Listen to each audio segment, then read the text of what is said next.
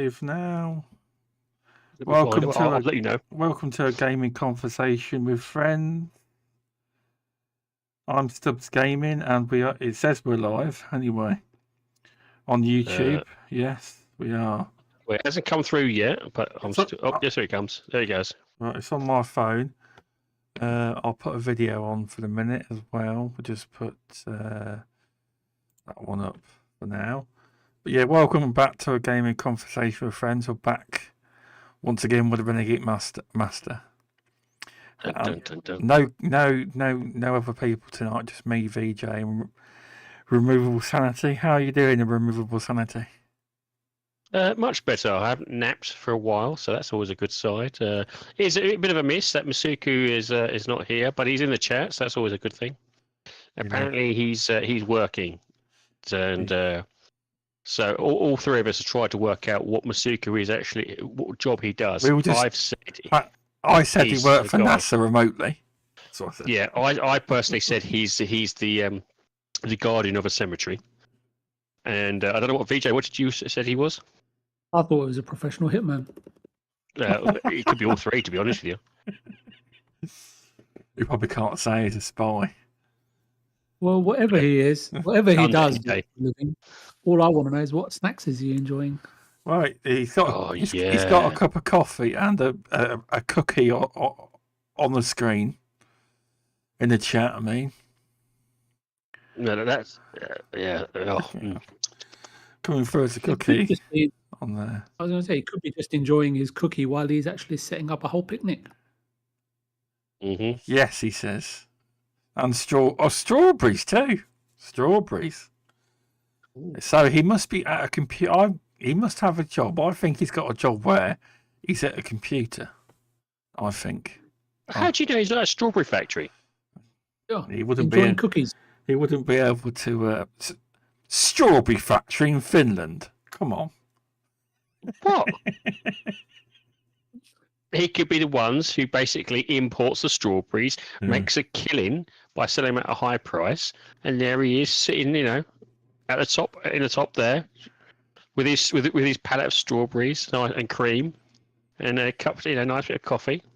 Well, making millions. Could be. No, but he might be creating the first strawberry cookie. Or strawberry coffee. Yeah, strawberry coffee. That will get him going. Strawberry coffee. It will, but yeah, no. We've lost it. Lost what? Who? No, it's not.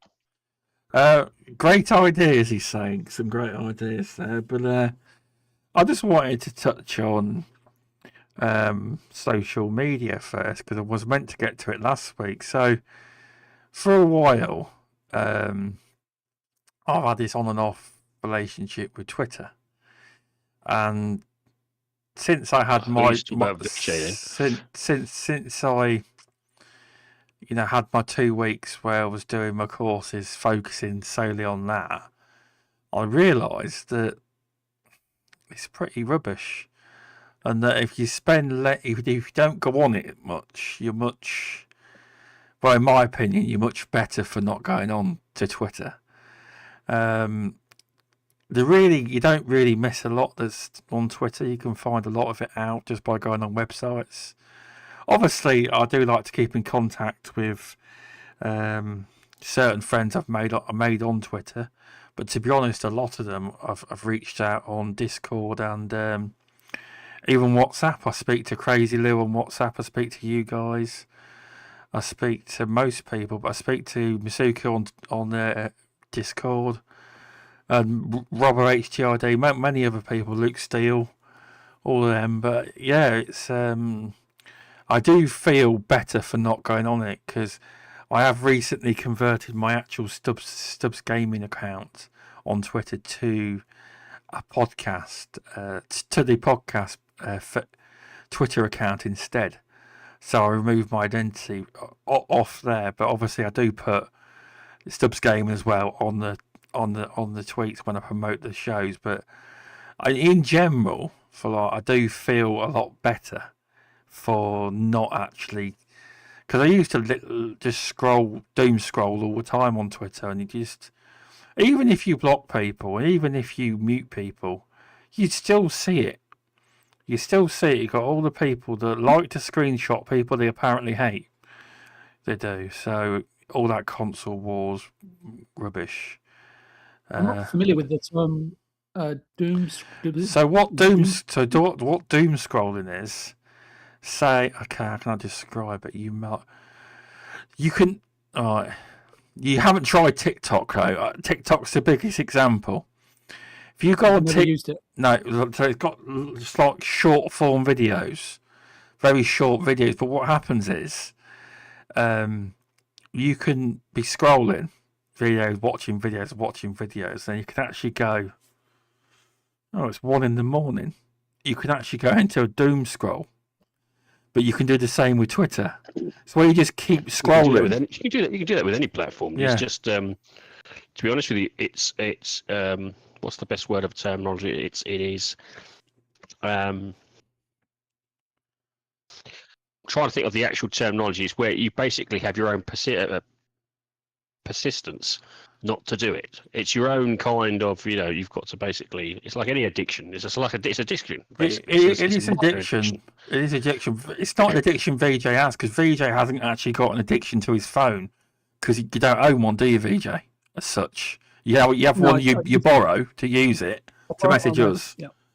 But like that's a better position for you. That is, because they actually make phones. They have all these experts in how to get you to play on your phone even more. There's a lot spent on it, how to try and make you go on your phone more. And it's all to do with that you generally do feel better when you have a break from social media in general. I mean, I've been using... Everything is in with moderation. It's like, if you eat too much, moderation. If you play games too much, moderation. If you go out, if you just... any hobby is a moderation, and the same thing with social media. It's what I kind of I think I touch over the weekends now, maybe just once. Yeah, I noticed that, especially WhatsApp. Well, it is. It's literally just kind of. Well, no, I understand it's got great benefits to not going on it, but it's like I listen to a lot of podcasts, and believe it or not, I do not. I will admit this now. I do not listen to many gaming podcasts at all anymore. I listen to, obviously you guys know I'm in pest control. I listen to a lot of pest control, but I can actually earn what are called, I reckon that, removable, you might have heard of this term. Have you ever heard of CPD points? Continuous training points. It's basically continuous development, and you earn points. Like you do training. It's like if I pass my course, I get 26 points for the year. Because when you're in a trade union, it's not a union. It's a body that helps you. You need to get 20 points per year to stay as a member. But I listen to a great podcast where once a month to give out a CPD code. So I've already got eight codes ready to go to give in, and it's learning. I do a lot of podcasts where I learn a bit of things like that. I feel that that's a lot better time spent than going on Twitter. Obviously, you are right, removable. There is time and place, and it can be good. It's just I felt that Twitter's got more and more negative all the time than anything. Well, to be honest, I don't think it's got any much more negative. I mean, probably just I got fed up with it. I probably just got fed up with it. For me, I think it is always a negative aspect. I think even before Musk was on, it was always the algorithms are always feeding negative. It does, negative media, and to be honest with you, I think a lot of social media does that. Facebook is technically that. TikTok is a good example for that. Instagram is a perfect example for that. I think the only one I haven't seen much of, and I think it's because it's a much more personal curated situation, is Minds, actually. Minds is actually a much more... I don't see anything bad on that, but that's because I've curated it to be gaming only. So I don't see anything bad come through in that regards. with TikTok, I don't really, because it's obviously I use it. I use TikTok and other platforms for brand, for pest control, etc. And I don't see a lot of that. But with TikTok, it's like apparently Twitter's like this on the interest graph, but I don't believe that. I think TikTok is if you want to have a business or you want to try and push something. I'm not saying you have to do it for gaming content, but it is the fastest, most growing organic content platform out there. However, in 6 months' time, it could be banned. What I see, the trouble is with what I see with the TikTok aspect is the content there is dulled down. If you can find short form dumbed down information. So if you wanted, for instance, to put on something, I don't know, about pest control, you probably have to dumb it down to about a minute. And I think some subjects you just can't dumb down them without really losing the ethos or the actual understanding of the actual aspect. Well, one of my videos I put up there, literally of me just talking about the business, didn't even give out much info at all. It got 1,885 views, and I was blown away. They got that many views. Yeah, but that's also there is a lot of bots on there as well, isn't there? Yeah. They've been trying to. There is a hell of a lot of bots. And that's another thing. I think to be honest, all platforms have their. I think depending on what it is, all platforms have their good points and their bad points. I would say for me, I try to limit my usage of social media in general, but I've kept it down to about 5 social media apps, and a good 3 of them is just for what I would classify as backup, historical backup, or repeating the content that's already on YouTube. Rumble is one of them because at the moment Rumble's really good for podcasting. It's really good for live streams. Not so much good for your static reviews, but it is a very good platform in general sort of thing. Another one is Odyssey. Odyssey is a great backup platform. I use that. It just automatically backs up everything. So should anything go down the pan with YouTube or something like that, I have got a good backup system there. The same thing, there's just some backups. I think people should diversify any platform, to be honest with you. Most definitely. And just understand. Most definitely, because you shouldn't. Be thinking about over time. You shouldn't put all your eggs in one basket, because a lot of people are. Obviously, if you've got to a level where you're making money on YouTube and it's your living, then that's fair enough. But even if at that level, you should still diversify onto 4 or 5 different platforms, because a lot of the content, apart from YouTube, you can literally chop it up into smaller content and get more views out of it. You can. It's not that difficult. It's very easy to chop it up. I mean, to be fair, you're quite dumbing it down, isn't it? You're quite good though. You are. You're you recently you've made I don't know, YouTube shorts. You're quite good at making them. You are. For me, what I see YouTube shorts as is trailers. Yeah. So I've kind of done it as a trailer. So YouTube Shorts does work, and it does work well. It does get a lot of views, and sometimes it's. So, for instance, I'll do like a 20-minute really in-depth review, but some people don't want to see that. They just want to see a little quick trailer of said review. So that's how I've kind of leaned into shorts for me, is just that it is literally a trailer of the next review that I'm going to do. And sometimes it does really well, excessively well, and sometimes it'll just, just do the same sort of content. But for me, it's I'm worried about this short form content in terms of it's dumbing down the audience a little bit. Yeah, because it does make, and then it has a knock-on effect, because people are like, wow, this video is longer than a minute. Oh, I can't watch this. I've seen this with my kids, where I've had to take the tablets away because it's literally they'll flick and they'll flick and they'll flick, and it's like, hang on a minute, this is not a good sign.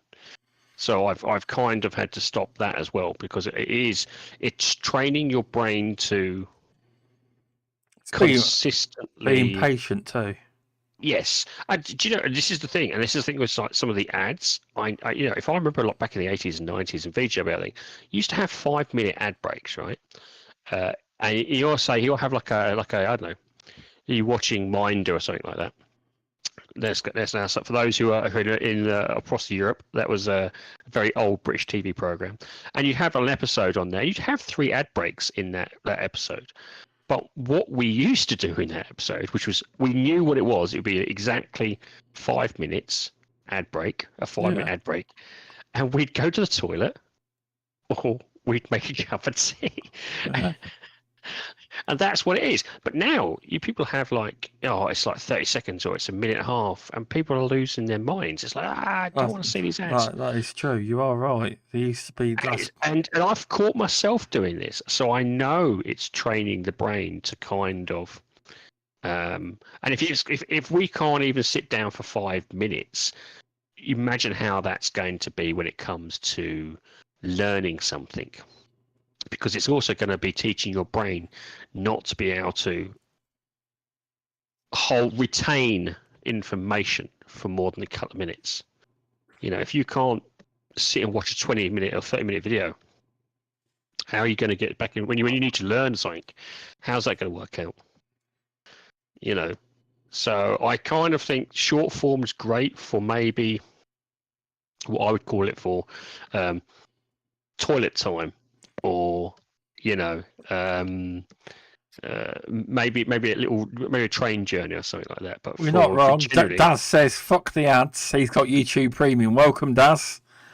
Yes, you are right. YouTube Premium can get too addictive then, because it's 12. And I presume you've got a trial, Daz. They're giving them away for 2 months. Well, no, you can get too used to it though as well, can't you? Get too used to it. You can. Well, I've got to the point where I'm used to the ads now, but I actually also do. I'm cheeky enough. I think I showed this to you as well. When it comes to my phone, I have an app called GreyJ, and it's actually been created by a YouTuber himself, and it's basically a streaming platform that picks up YouTube.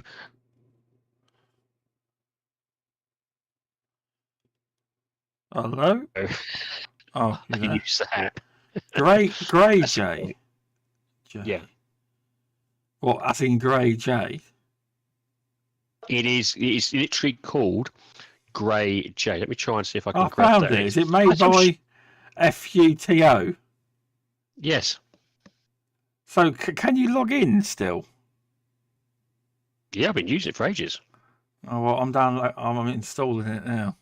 GreyJ, GRAJ. Yeah, I've been using it for ages. Yeah, I've installed it now. And it's once you put it on, and you don't have to pay for it, but he obviously says paying for it helps.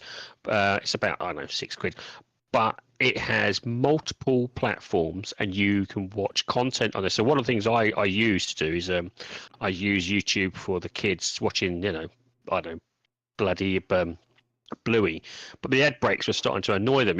So what I'd do is I'd flick it to that, and it'd be like an hour's video without any ad breaks whatsoever. But it has multiple sources it takes information from. So it takes it from Patreon, it takes it from Rumble, it takes it from Odyssey, it takes it from TikTok, it takes it from Instagram. I think not Instagram. I think it takes it from multiple sources, and there is basically it codes out ads. So you can watch it. But what it is good there is also you can. It's a bit like YouTube. You can comment on the videos. You can. It looks good. It's still its beta.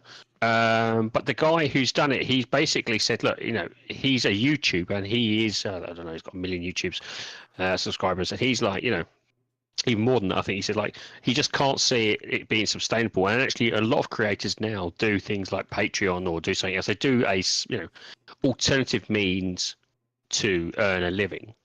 And he's basically saying that YouTube isn't sustainable with the way it's going. It's going to become where everyone's going to be doing their own thing, their own Patreon, their own subscribe to me and pay me directly. So he says, at least this here is going to probably end up what it's going to be like. But it's a great app. It's a superb one, and for like I think it's about I don't know. You can use it for free, or you can or if you want, pay him some cash. As you know, but it's I found it brilliant. It's absolutely brilliant. I've downloaded that. Shout out to Esky Boy who's watching as well. He just WhatsApped me with a screenshot. He's watching live on YouTube. Thanks for that. Yeah, I've downloaded that app. I have. But yeah, no, cheers for that. I thought you were going to say you've got one of them apps that makes you shut off social media or your screen time on your phone. That's what I thought that you were going to say it was. Your phone can do that. Actually. I know it can by itself. If you set it up. No, you can set it up so it will actually set it up, yeah. And to be honest with you, that's probably a really good way of dealing with things. If you suffer with a slight addiction when it comes to apps and social media, that is the best case scenario. I would do so. I mean, the thing that I always find myself frustrating is I went out with a group of lads for a pint over the weekend. I think I showed you this. You showed me the pint, yeah. Yeah, and it was nice because we didn't take our phones out. We literally just sat there talking bollocks to each other. You did take your phone out because you sent me a picture of the pint. I mean, saying who wasn't using our phone whilst talking to each other. I'm gonna say. It was just basically just talking. And I tell you what, and it was surprising because we went to places. Some of the How is pubs, Mr. Tucci anyway? It wasn't Mr. Tucci. Oh, I was joking. But I have said that we are going to try and catch up with Mr. Tucci at some point this year. I'd like to catch up with Mr. Tucci and Mr. Animated Evil. I want to try and get a good get down and have a pint with them. Well, up north, have a pint with them. But it was great because basically we went to these pubs. I mean, I don't know when was the last time you went to a pub, Stubbs? Probably last night. But I can't. I'll be honest. I don't know if I've been to one this year. I don't know.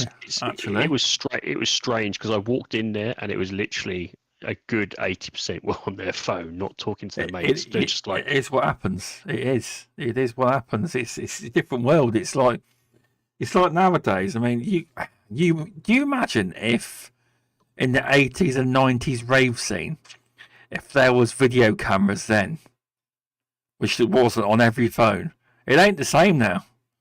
Everyone's got phones.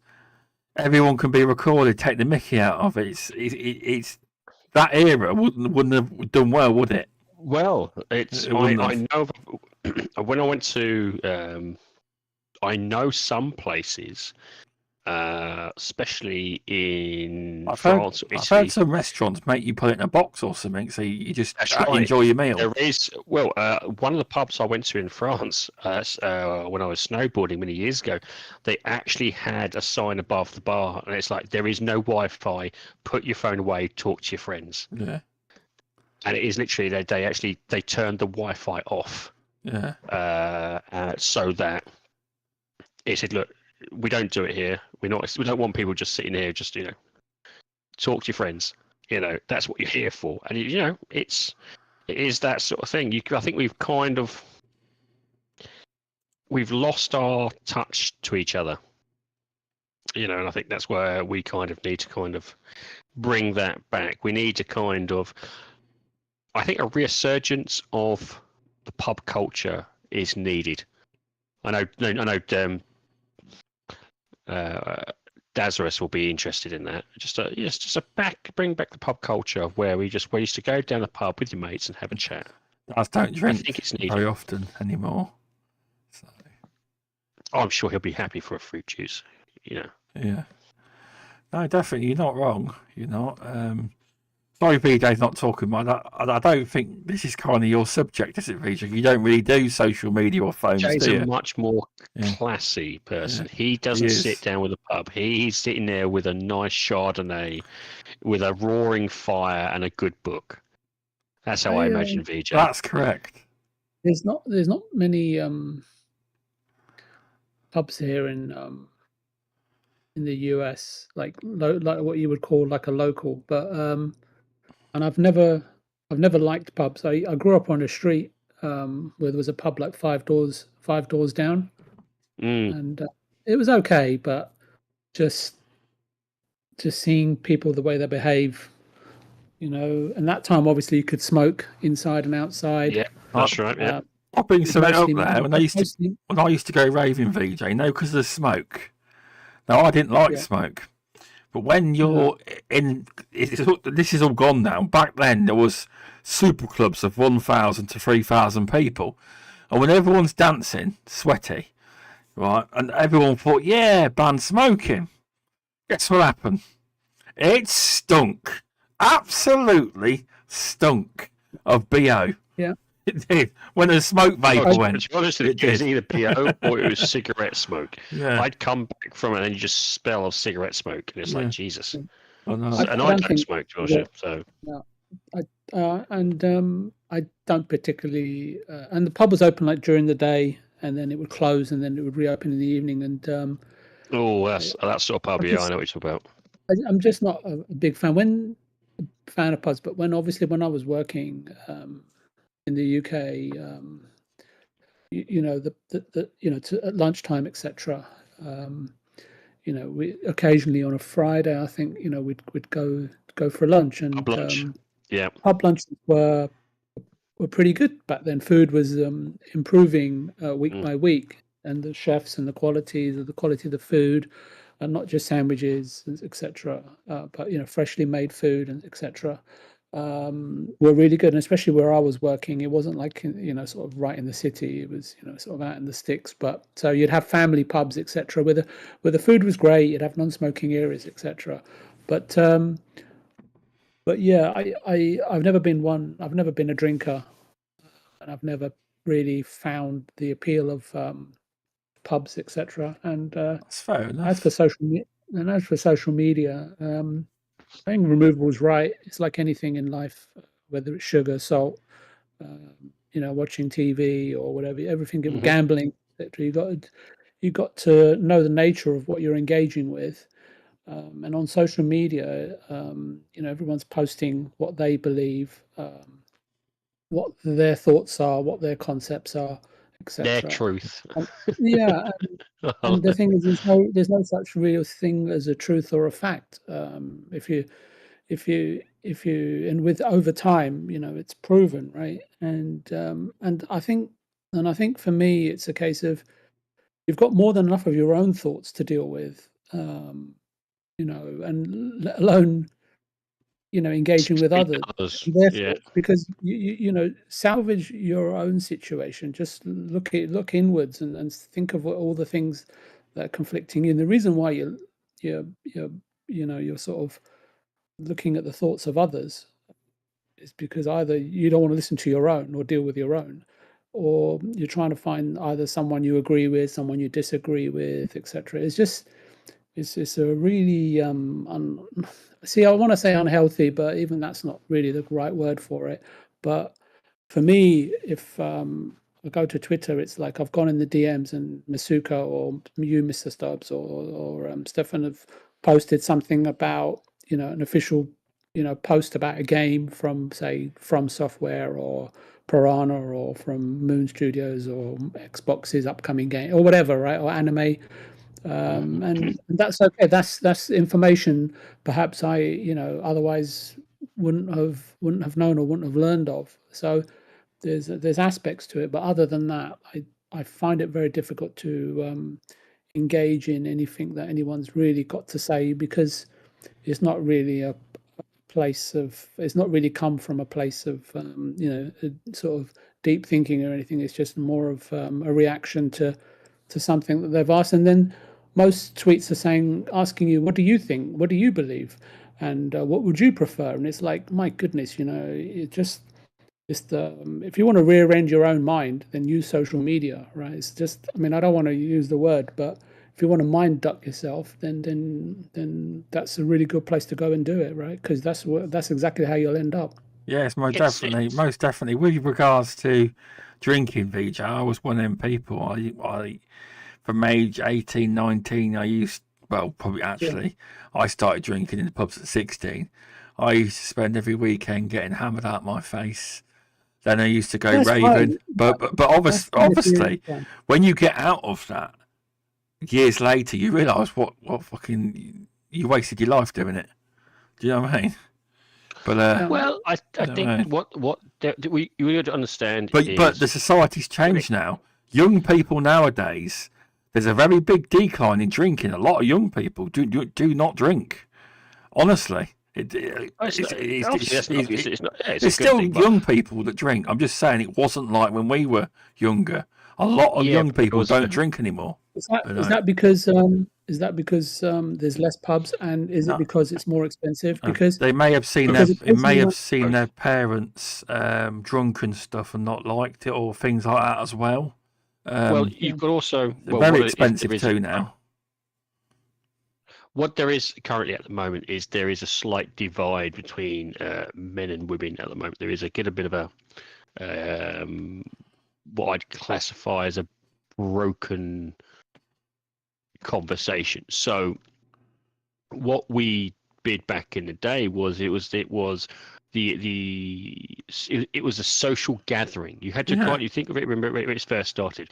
Before, drinking was a social gathering. It was the only place where you could meet new people. It was the only place you could meet your potential partner. It was the only place you could meet potential friends. It was the only way you could engage with another person in any kind of short. Otherwise, it was just family. And so, to do that, because there was no social media, you had to go out, and to go out, you would normally have a drink. A drink would normally ease your sensibilities and make it easier for you to converse. It would kind of reduce your inhibitions, and that would help you kind of converse with the opposite sex or converse with other fellow beings, upon which then you could kind of effectively create mini tribes and become friends with each other. Now, one of the big things that is currently happening across the world is the fall of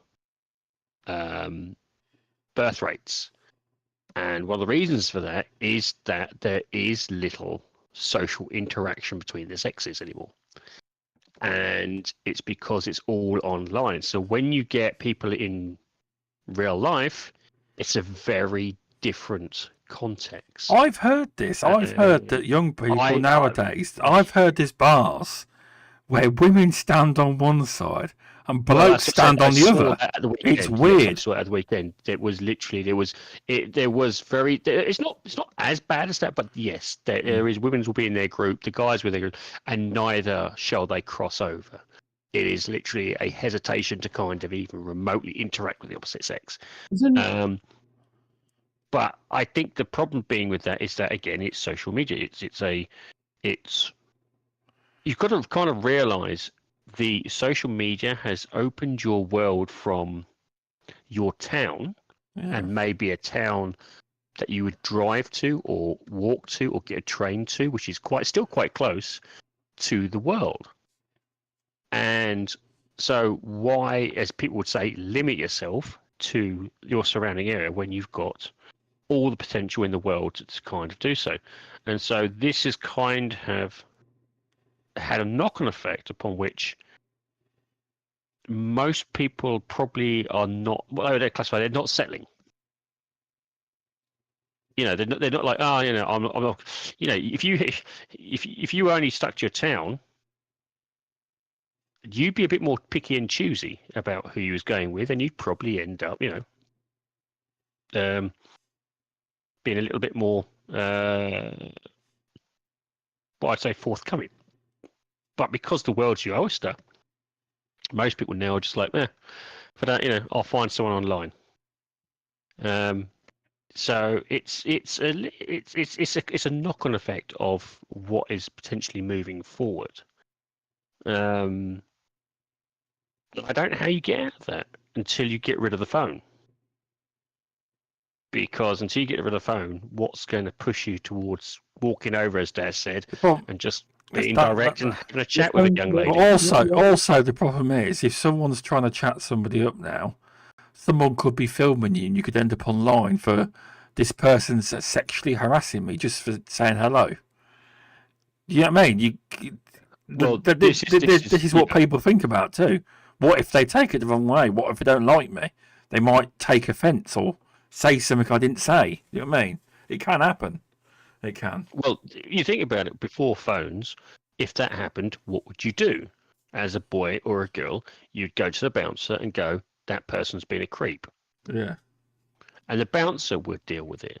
Now, as Yeah. you rightly said, social media deals with it. So you have an Yeah. online judgment Yeah. everywhere you go. And so why take that risk? Exactly. So and this is where I think, I don't want to be slightly authoritarian, but I think it might be a good idea, is that a bit like taking your phone into a gym, maybe don't take your phone, you kind of have to put your phone at the door in a pub. Let the bouncers do their duties. Obviously, make sure people are safe. But certain places, your phone's switched off. You've got no or in the case of something, you've got a place where there's no internet.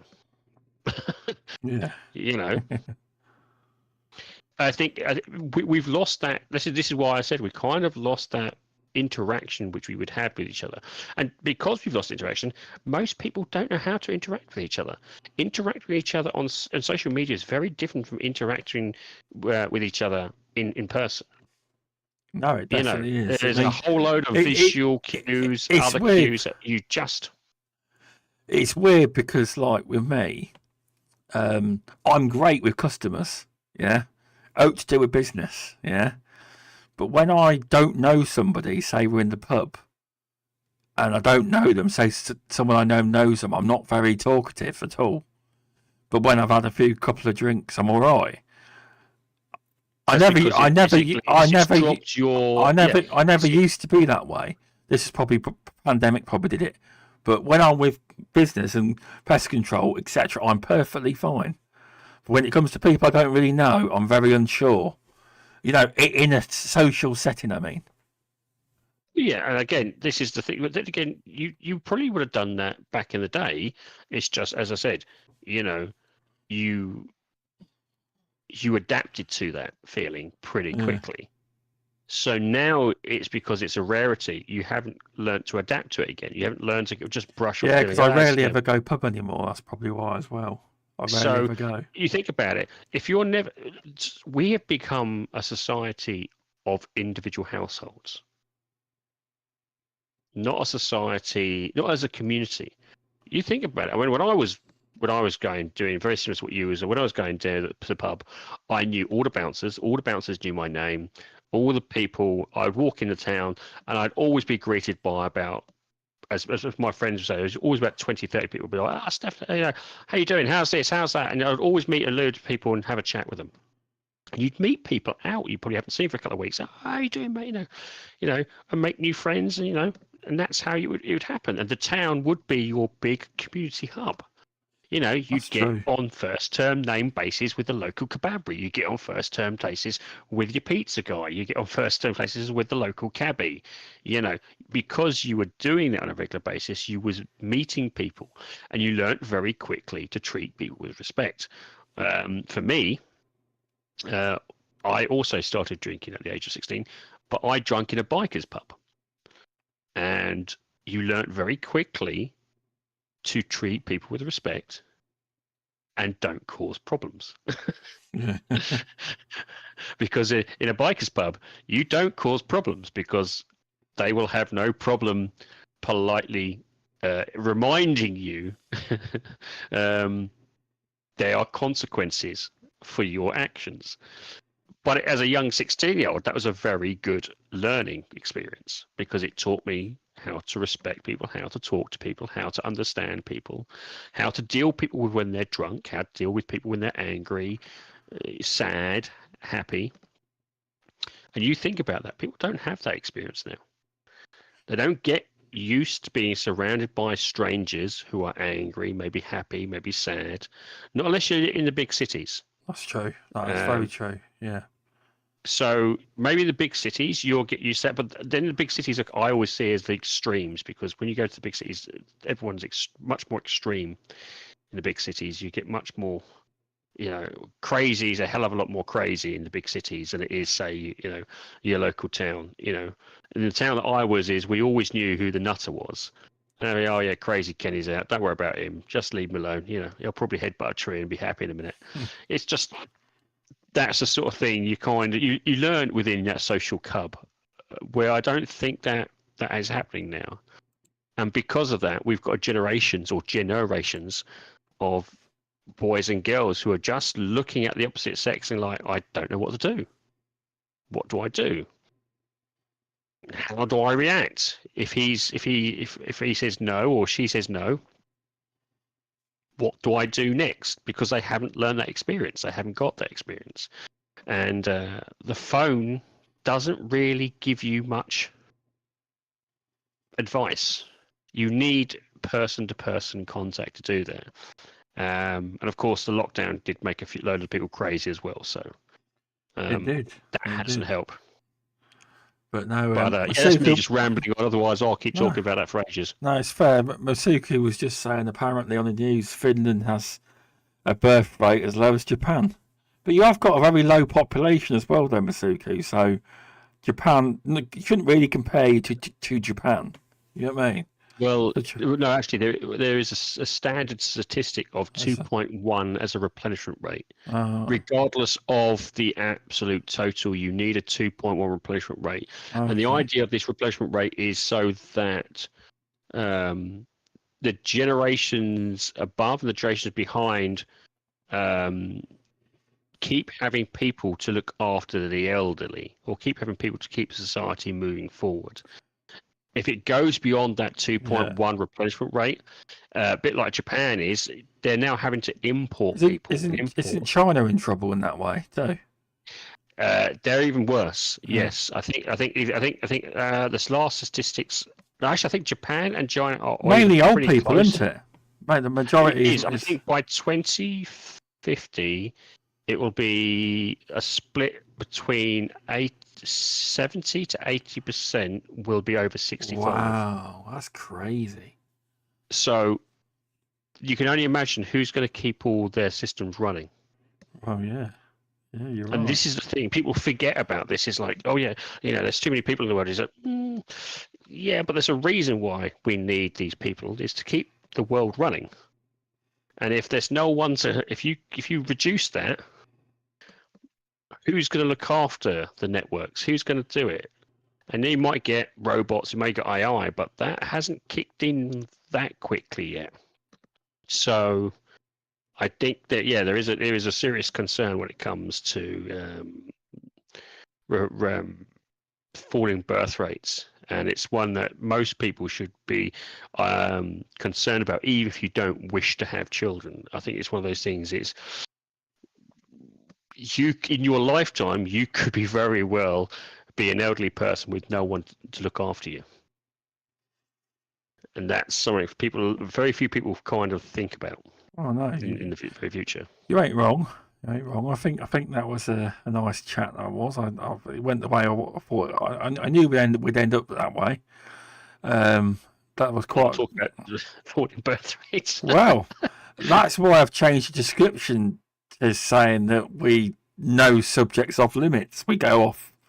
It's not just gaming. If you think you come and just hear gaming, we never. Come on, let's face it. We never stayed with the only gaming rule topic, didn't we? To be honest, it was always. Most people know. There's a better. It's better discussed on the Dazcast. Well, yours will be a different version, Daz. I think I know where Daz's one is coming. It'll get to the point where what's it called? What's the one with the ladies with the red gowns and white hats? Yeah. What's it called? Yeah, it's an interesting times, as people would say. It's interesting times. It is. So how's everyone liking Diablo 4? I've started, right? And I'm not that far in, obviously. I've been trying to be. I need to play with you guys, because I told VJ yesterday where I was. So I've got to a cathedral, and the ladies told me to go somewhere. When I go out of the town, I get absolutely battered. I can't. You know that lady was You know that lady's Marcus Phoenix in a dress. No, but I get absolutely destroyed. I kill something, and there's like everything's chasing me. That's like You're in love. it's just I just get overpowered. What tier are you got it on? I thought I had it on normal, but I might have to have a look. I'm getting Just double absolutely check destroyed. It's on heavy or normal. One of the reasons that you kind of is I need to look do also some missions in town first. Oh right, okay. The level up. Do some missions, that will help you level up a little bit. I'll probably do that. And look what class I am. I still not bloody look, despite playing it. Since VJ asked me, I forgot to look what class I was. No, I fell asleep last night. Well. Actually, yeah, jump on with friends as well. That's a great way because one of the reasons that me and VJ were messing around is like we went into a boss that was like at least 3 or 4 levels above us, and we still managed to do it. It took us a bit of time, but it's because combining our own strengths and powers was just brilliant, So it's one of those things. If you can get on with someone, it becomes a much enjoyable task. Not saying that I think when you get to about I think it's about level 25 or something like that, then you start getting powerful items. Then all the stuff that's around you soon pretty quickly dies. So. All right. Yeah. Okay. So I do actually like the game. Now, who's the famous actor? There's a guy that talks in that game, and he's a famous actor, and I can't work out who he is. He's talking about Loreth, isn't he? Yes. Who's Loreth? I recognise that voice. He sounds very recognisable. He must be someone famous. Who plays Loreth? Because of that, that's a star. Oh. It says here on the internet Ralph Innocent, but that doesn't really. Oh, maybe he's not. He sounds like someone. No, you have. You've heard him many times on many TV shows in the U. Well, I've come across him many times in watching British television. So, you must have heard of him, Removable. Trying to gauge I'm more of I'm very bad at names. I'm much better with faces. So if I can see his face, I'll be able to tell you instantly what he's done. I know who he is. I know who he is. He's I can see his face now. Hold on a minute. Give me a minute. Let's get his I fucking recognise him from the Bastard Office. The Office, I recognise him from. I'll see if he was in The Office. Is he the thin guy? He's the bloke that he was the sales. I think he was the sales rep that ended up shagging the girl in the car park. Is he the thin guy that was also? I'm looking at his name now. Right, the guy who is also in Pirates of the Caribbean. Give me a minute. I'm getting his. Here we go. Wikipedia. It looks like career filmography. Just let me go back. Right, here we go. Is in the chat. He's been in loads. He's been in Guardians of the Galaxy.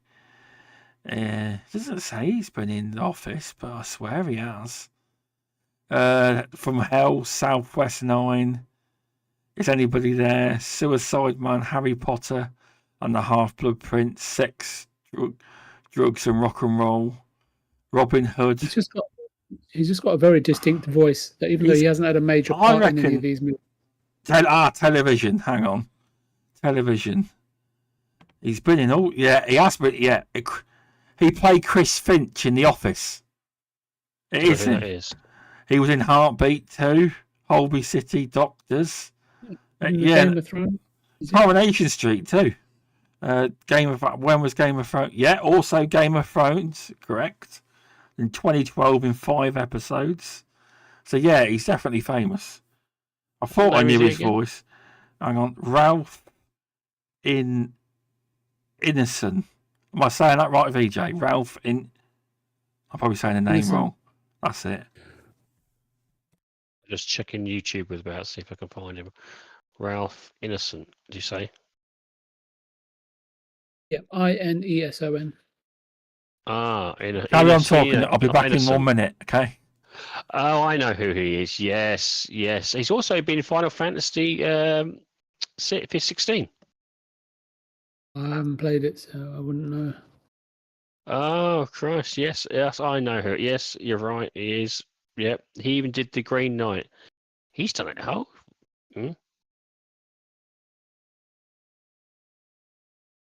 Yep. I thought I recognised him. Yes, I do know him. He's. You're right. He is quite famous. Yeah. He has. He's done a lot of stuff. Mhm. I thought I recognised. Okay. Okay. You know. He's had It's, he's had lots and lots of cameos and supporting roles, and his voice is very distinct. distinct. Yeah. Yeah. Yeah. He's also a distinct face as well. To be honest with you. Yeah. I always, if I hear his voice, then the face becomes familiar rather than the other way around. Okay, good. Yeah, I know what you mean. See, it's one of the things. It's for me. I'm much more a facial creature than I would say than a word person.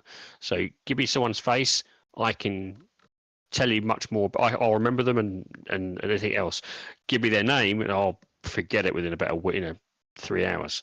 It takes me a very long time to hold people's names. I don't know why it just generally does. Even with mates, I kind of, I have to know you and I have to see you on a regular basis for like 3 or 4 months before I know your name, which is not always good. But I'll recognise your face from like half a mile away, sort of thing. It's just one of those things. Oh, okay, yeah. I can recognize. Yeah, I thought I recognised. Well, I thought I recognised the voice, but yeah, now it makes sense now of who he is.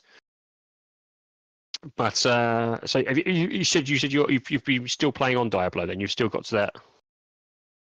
Yeah, I think I'm playing Diablo. It's not a massive investment, and it's quite an easy game to play, and I don't have to give it too much mind share. So it's just until something else comes along that I'm looking forward to. But I think release dates for the second half of this year have been quite sparse. I think we've got through the Or in gluttony of. terms of gaming content, or in terms of the gaming content that you're interested in? I think a bit of both. I'm kind of. I was in two minds whether to start Towers of Arise because I think it was something Masuko said it was quite good, but I think we're in April. I'll see what lands in Game Pass this month, and then obviously you're going to have what is known as shadow drops, right, in June with the upcoming events, and then it's really a case of if there's nothing huge on the horizon in terms of good game releases in June, July, August, bar say the Elden Ring DLC or when the MechWarrior 5 Clans DLC drops, then I may go back and I pick don't think up. is that MechWarrior 5 Clans. That's not DLC. That's it's a brand new game, isn't it? I think so. I don't I'm know if you need back. to I'm own the back first now. game. Yep. I don't know if you have to own the MechWarrior 5 in order to play it. That I don't. No, I don't, because I think that because MechWarrior 5 Clans is in UEA 5. Is it UA 6 or UA 5? I think it's a separate, completely. Yeah, that's okay. Yeah. It's a separate game, so that's one of the reasons. In So, terms of shadow drops, then, do you think there's something that's going to potentially? um, I Do you think think because we've been told a lot of, well, it's been quite a few games that are still outstanding. when I say shadows drop, I don't mean like on the day. I mean within 30 days or 60 days. And if there isn't anything on the horizon between Game Pass announcing some new games or PS Plus announcing some new games. I'm not subscribed to PS Plus. There hasn't been anything in there really for me, or I've otherwise played it. But if there isn't anything for a period of time and there isn't anything that's really got me engaged, then I might go back and pick up Final Fantasy Rebirth or Yakuza Infinite Wealth. But at the moment, I'm okay with just sort of answering the original question. I'm okay with Diablo at the moment. It's a nice way to sort of leisurely play through a game at my own pace, and or when you and or Stubbs are so online to play it. But yeah, at the moment, I was just kind of It's funny enough, I was looking to see what the release dates were because before the turn of this year, I don't know if you recall, January, February, March, April were pretty planned out and pretty much planned out in terms of what to Hmm. expect.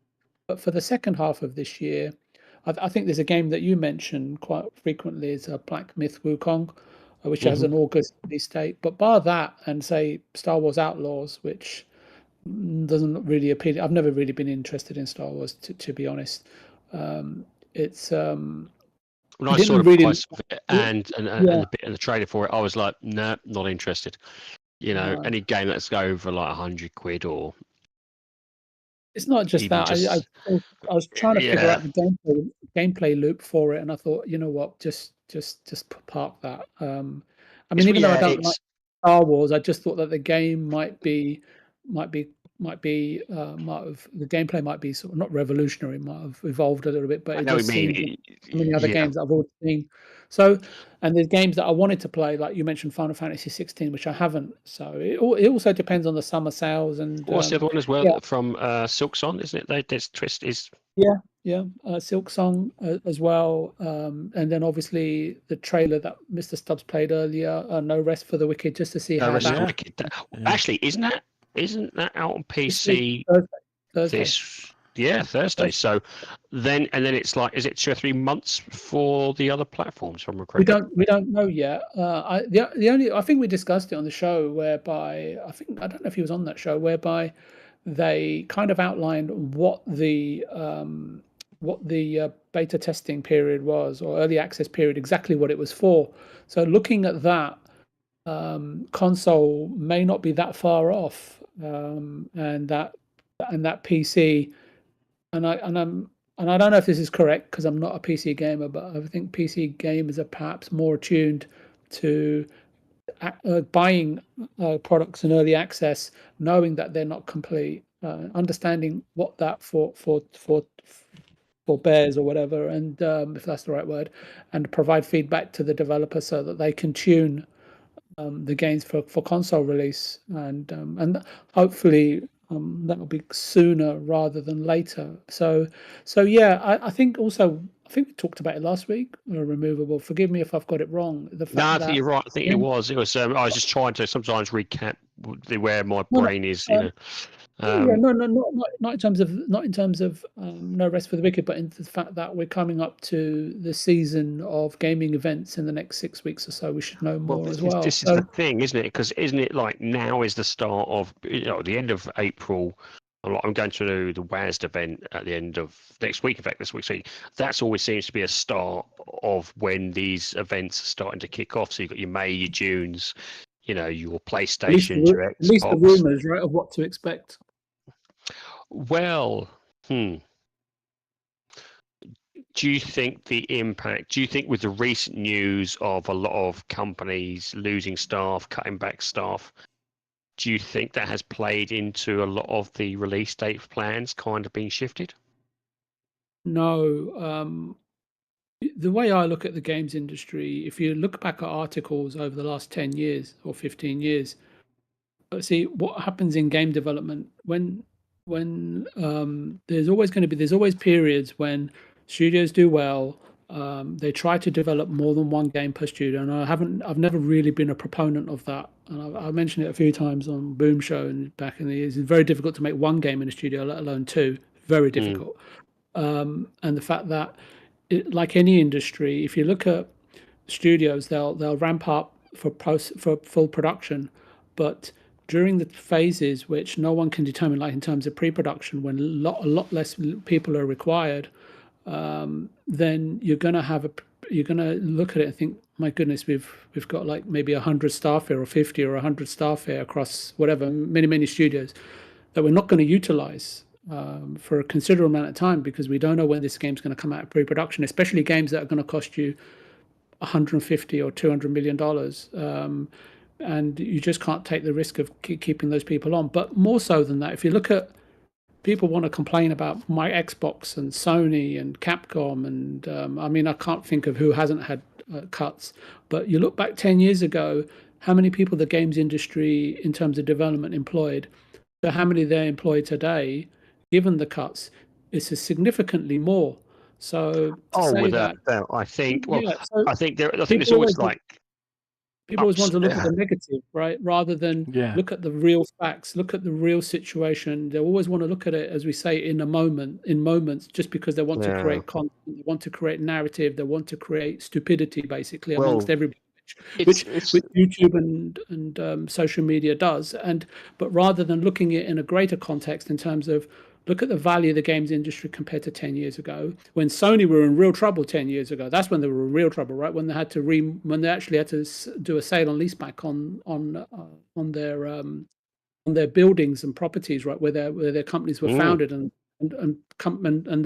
the skyscrapers that they owned, right, in Tokyo, and even I think in the US, right, and they were really struggling. So I think that studios, like any business, and I was saying to this to Stubbs, I said, if you look Yeah. at any company, whether it's public or whether it's a mid-range company that's not listed, every year end, an email will go around to every key manager, whether it's an internet company, whether it's government, whether it's your local police station, or whether it's a video games or whatever, right?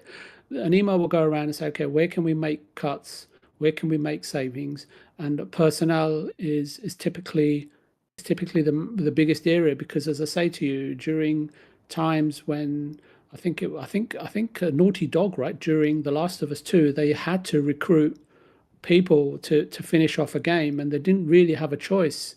no.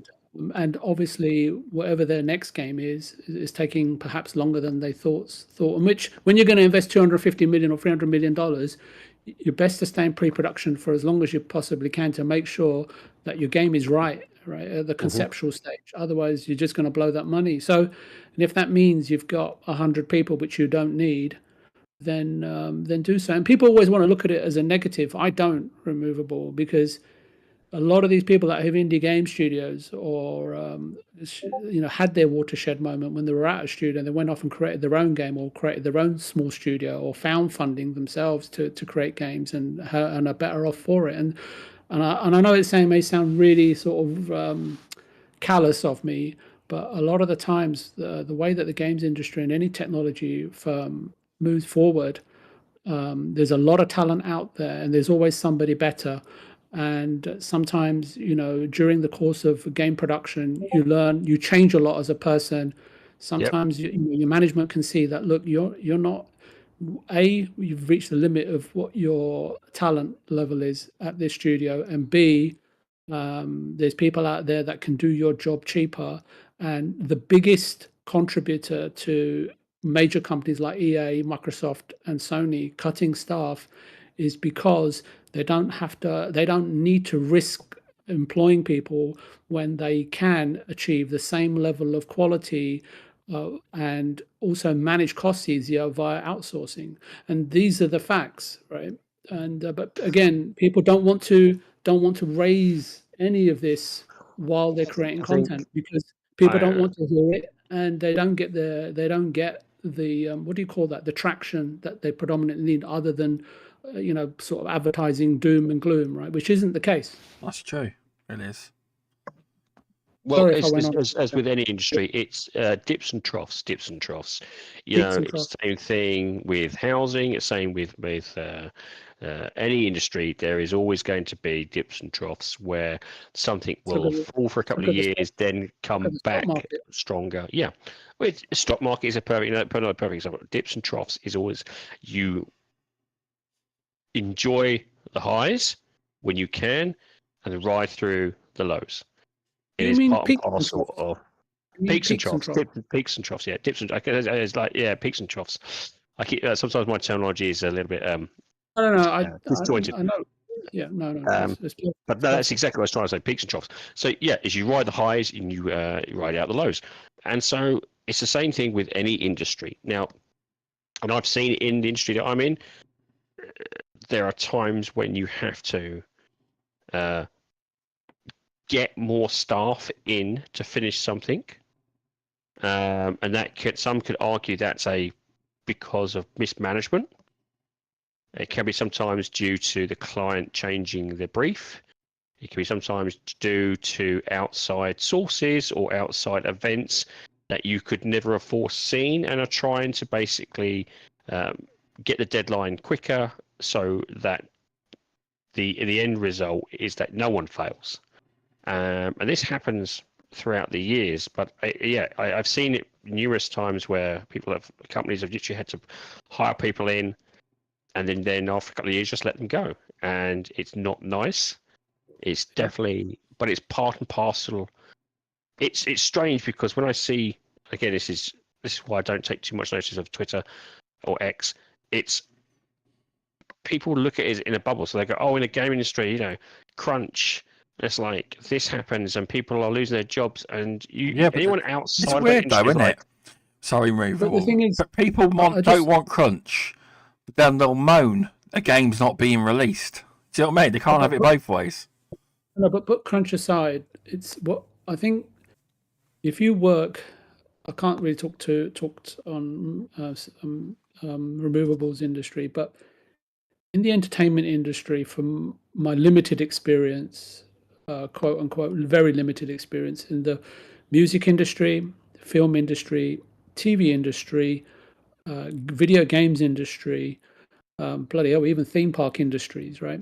If you work in any entertainment field and you want to pursue a career in entertainment, even if you're a fantastic actor, you may never ever get an opportunity. And I say this because these industries, the entertainment industry, even technology-based industries, right? Just look at Silicon Valley.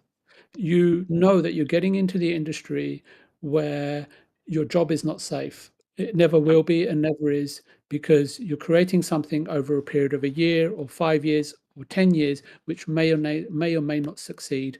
And you're only as good as your talent, your ability, and your focus on constantly evolving to keeping up with the times. Otherwise, you'll get left behind. And or even in anime. So if you're working in a games industry, you know that even if your work is fantastic, if the product ultimately doesn't succeed, just look at BioWare, right? And if the management of the company mishandles the launch of a fantastic product, or the timing or the marketing of it, or whatever, the messaging of it, there's a real chance that you'll be looking for work elsewhere. And I think I saw something from Larian Studios, Mr. Stubbs. I don't know if you sent it or if you sent it to me, Stefan. The fact that the CEO or the CFO or the whatever was saying, we're really surprised that the level of talent that's becoming available from other large third-party publishers that have invested so much money, and there's so much knowledge vested in these people, men or women or whatever, that how would they let these people go? That's mismanagement in itself. But it's difficult. It's very, very difficult, because sometimes there's other people within the company with just as much knowledge, just as much ability, just as much standing, and they may not just be required in that part of the world. And it's, as I say to you, and as Remover was saying, in the entertainment industry, you're never guaranteed anything. I think you've even seen like anime studios, right, in Japan, that were having a very tough time at some point, where lots and lots of studios were closed down. If you work on a Ghibli movie, what does Ghibli do after they finish a movie? They let everybody go. They let everybody go until Miyazaki's ready to do another film. Well, after he's come out of retirement and then says, I'm doing another film. So this is why, this is why I stay off of social media, I stay off of YouTube, because when people put content out, there's a word for it, removable. Disingenuous. Can I say that? Disingenuous, just basically clickbait.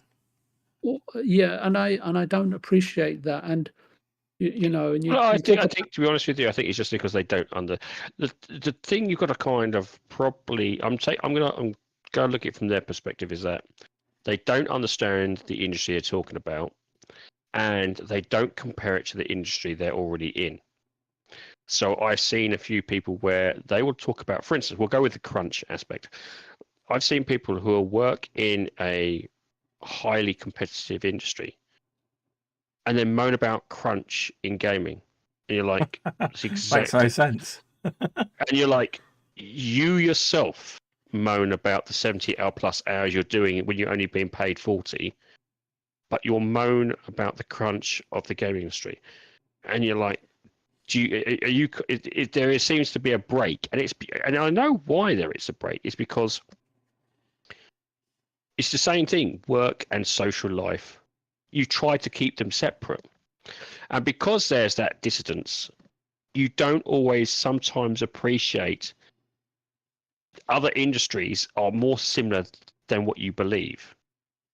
So there is going to be crunch in a majority of industries. A friend of mine said there is only ever two industries where your job is guaranteed, and that is the government, if you're in power, and the those who deal with dead bodies. Fair. They're the two safe jobs in this world. There's always going to be dead bodies, and there's always going to be taxes that you've got to try and take off someone. And he said they're the two most safest jobs in the world. It's very competitive out there, removable. And as I mentioned I think I mentioned it on the show, there was a period of time. Do you remember in 2015 or where Google and I think Microsoft set up the initiative in Santa Monica, right in between, strategically right between Naughty Dog and Sony Santa Monica. They set up the initiative, right, with Daryl Gallagher. And they're offering golden handcuffs, parachute payments, going 10, 20, 30% above, salary offers compared to what Sony was offering at the time to their stuff. So a lot of people left Insomniac, they left Sucker Punch, they left Sony Santa Monica, and they left Naughty Dog to go to work at various Google endeavors, and obviously over to Seattle when Microsoft were to entice people to come and live up there, which is a lot colder than it is down here in California. If you don't know, Microsoft's in the northern state in Seattle in the northwest of America, but it's and people want to know why prices of games have gone up. It's partly because Microsoft have contributed to artificially inflating the economy, right, in the gaming industry in terms of salaries that are offered. That's what I said. Now there's a lot of people don't want to talk about that, right, or even want to recognize. Oh that, no, right? the automatic inflation of things. Well, if you're astute, if you're being offered 10 to 15% over your wage to go somewhere else, you would clearly appreciate that is a limited time thing. You would realize that, yeah, go for that job, but be aware that maybe 3 years down the line, that job won't exist anymore. You look at how much Shannon Studstill, right, who was headed up Sony Santa Monica for 20 years, must have been paid to move across to Google, right? Yep. And as you would say, removal, it's life-changing money, which I don't mind that. But so what Sony did back then, they already started doing it in 2015. They hire a lot of talent from South America and from Midwest, etc. They're just smart. They just had to become. They had no choice. They just had to become smarter in terms of how to outsource and how to bring on new talent.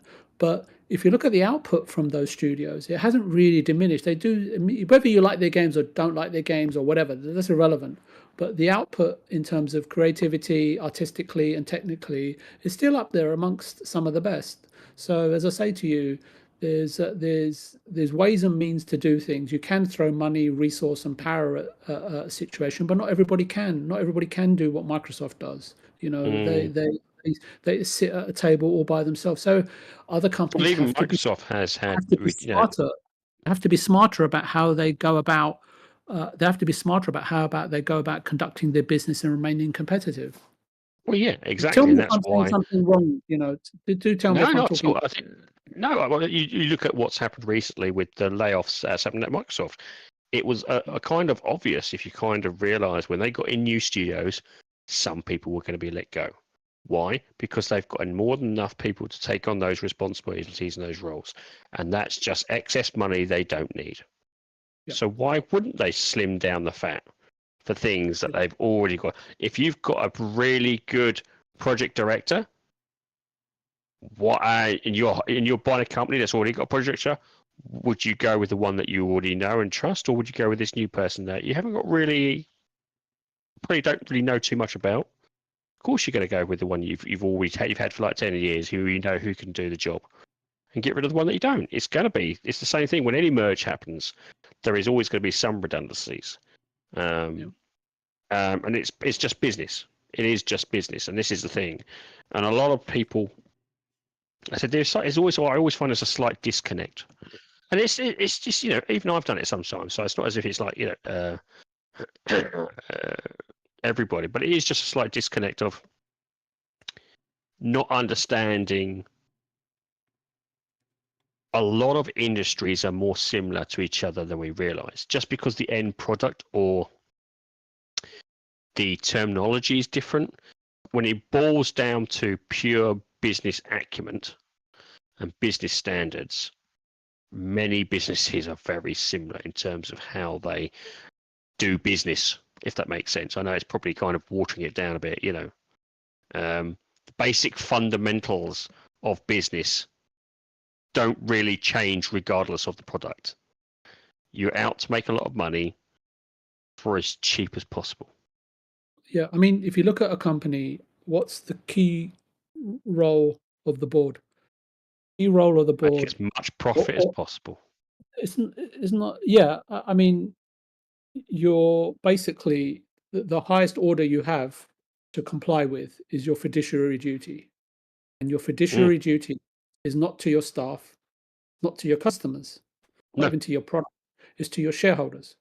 Yep. And so that's why a board within the company, and I might have this wrong, so correct me if I'm wrong, but fundamentally speaking, as I say to you, it is just even in a small company of 100 or 200 people, you'll always have the CFO come out at the end of every quarter, towards the end of every financial year, and saying, even if they're being successful, even if they're making profits, it's just basic business 101. Where can we make cuts? Where can we make savings? It's And it's not 100%. personal. I mean, how many? It's a perfect example of that. They may be having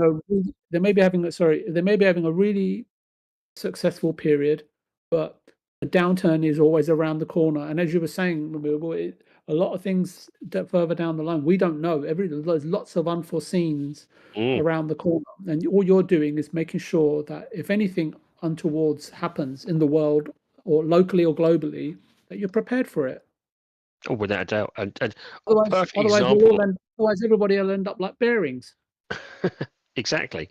Well, one of the things is, and the irony is, most people know this. Is one of the most famous memes. One of the memes I see on regularly online is, company makes profit year after year, tells its employees, there's no pay rise. I know this is for a fact. Yeah. That loads of how many times have you had? I mean, I leave the company I have. They've made profit every year since I've been there, and every year they have said they have not been able to give anyone a pay rise. And it's getting bigger and bigger, and yet there's never been a pay rise. Not unless it fell in line with the standard. Sorry, I just want to throw in a joke. The only thing that's getting bigger is their bank balance in the Cayman Islands. 100%. 100%. What's the other meme? It's like I've seen another meme where it's like it's a boss that says, if you work really hard, sweat your bollocks off, do extra hours, and spend more hours in the office than you do with your family, I may be able to afford another Porsche this year. Yeah. And it is just as simple as that, and that is it. It's a standard practice. Now, don't get me wrong, it's not every 100% every business. There are some businesses that are slightly different, but majority of businesses follow that standard rule. Yeah. And once you realize that aspect, it's not that you're not complacent. It just doesn't bother you anymore. So when I hear about crunch, it's like, I've been doing crunch for 30 odd years. Guaranteed I've been doing a crunch for 30 odd years. It doesn't bother me, because at the end of the day, it's just part of the job. It's not great. I don't get paid for it, but it's part of the job. It's part of my contract. Make sure the product is finished, regardless. Otherwise you don't have a job, and it is. That is part of the job. It is part of most industries, to be honest with you. They don't say it. They don't want to admit it, but it is the same. If you could be flipping burgers. Oh, Gary, I need you to stay late and finish off that last bit. You know, it's the Well, same situation regardless. remember that conversation I had with you about it was obviously a private discussion, but about when I was in Korea and about Samsung, about somebody I knew that was close to me, just left university, got a job at Samsung, his life changed completely from, going to university and having a good time and drinking beer like Mr. Stubbs does still. But then having to, get up at 6, get ready, get on the train, hustle and bustle, get to Samsung, work, know that you're going to finish late every single night, have dinner out with colleagues, then head home, get home for about 10, 11, have a shower, go to bed. And that's your life for 5 days and perhaps even 6. And Samsung and Nissan are the biggest employers in Seoul. And if you want to talk about crunch and getting the job done, I mean, these are customary, almost an unsaid rule if you've worked in Especially Japan. in Japan, yeah, It is, it is, yeah. and you think about the factory workers, right? That do crunch, right? In places like Foxtron, where they employ like almost city worth millions of people in their factories that get maybe 1 day off a week, if that, and pretty much live and work on a complex which is home and work, non-stop. So that's why I have very, very, very little, there's a word for it, removable sympathy for people in the West that talk about how difficult their lives are and how worried they are, how concerned they are, because you really, really haven't spent time in Well, worlds and civilizations like Africa, like China, yep. and in India or in Russia. I mean, you want to get yourself out and about if you can. I know it's not easy. If you can get out and see some of the world and realize your life is not as half as bad as you think it is. Well, to be honest, with you, it's a perfect example I historically. don't mean you personally, Move. I just mean generally in the West Oh in no, terms of, yeah, exactly. oh, my Well, life is so bad, not so difficult, so whatever. perfect example is the UK. Okay, we didn't have holidays or weekends. I think it was still, was it 1940, 50s? I'm kind of guessing here. Weekends wasn't a thing, and paid holidays wasn't a thing either. So, I think paid holidays. Stubbs will be able to correct me on this because he can probably do a quick search. But I think paid holidays came in the 50s, and that's only I'll have a about look. 80 years or so away. Or maybe it was. I'm sure. I think it was either the 50s or maybe it was the 1850s. I know it's not. It is not as ancient as what we think it is. Paid holiday. You say 1950s, you think about the poor sods on both sides that lived through the 1939, 1945 Well, conflict. apparently, it was Wonder in if they did crunch. 1938. Apparently, There you go. The I Paid thought it was Holidays after Act. the war. I thought it was after the war because it made sense to be after the war because obviously we're trying to rebuild at that point. But okay, 38. There you go. That's below 100 hang on a years. minute. Hang on a minute. When were statutory holidays introduced, like bank holidays? That was 1871. No, not bank holidays. Oh. Holidays, just holidays for the workers. It's just coming up with 1938. Oh, sorry. Welcome back from the dead. Sorry I missed you there. But yeah, welcome back from the dead. Thanks for popping in. But yeah, it says the holidays with paid Act 1938. There you go. Then. So it's below 100 years before we actually had paid holidays. So you would, if you wanted holiday, well, you just didn't. You weren't getting paid for it. So yeah, people would work 6-7 days a week. That was it. That was so. This is the thing. It's probably a generation's can remember that. A generation's lifetime can probably remember that, or remember, or was born into that. So that should tell you something. So yeah, it's one of those things, and I'm not saying obviously that we shouldn't. It's a bad thing to have holidays. It's a good thing to have breaks and times off. I think it's a very good thing. But I think we forget that we are in our most privileged time ever in the West. We are definitely in our most privileged time. Our lifespan, our food, well, so our food, our lifespan's getting longer. Our health is getting better generally. Our living conditions are getting better generally compared to what it was, say 100 years ago. I think removable. I think it doesn't matter what time you live in. Doesn't matter how much money you have. Doesn't matter your lifestyle. I think there's some basic principles, right? I think if you've got shelter, if you've got clothes on your back, and you've got food, those are the basic necessities. And anything else that contributes to basically having your dignity, I think is important, because there's a lot of things that the governments will promote, that your local council will promote, but and even when I look at America, I mean, I don't know if you know about California, but apparently the states basically broke.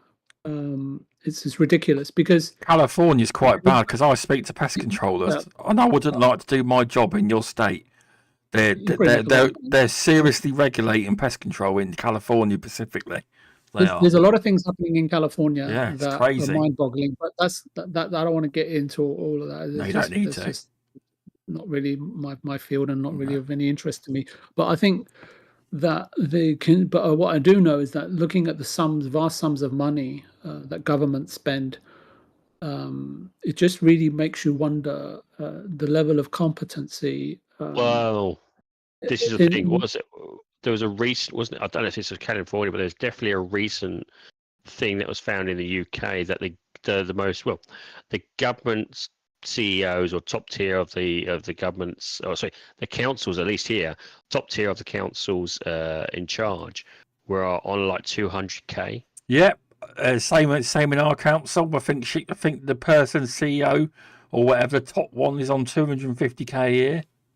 Yeah. So you imagine, I can only imagine what it's like for California. We have one of the highest council taxes. I think the point, I didn't want to go in that way. What I was trying to say is that, look, there's some basic essentials that everybody needs, right, to survive, and a lot of people in the world. You talked about 7.5 billion or 8 billion people in the world, and I can, I know of cities in the world that will house 30 million people, and almost half, at least a third,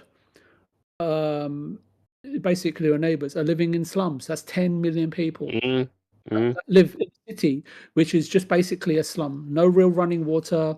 They've got bricks, mud, bits of concrete, slabs, corrugated iron or cardboard as roofs. Yeah, there is slum cities. I think it's in Africa. I've seen a few of them. In Africa, in India, 10 million people living in one big slum, let alone the favelas that I saw with my own eyes, right, when I was living in Brazil. It's I don't know if the MI5 might pull me up on that, as I might not have been able to say that. But anyway, the point being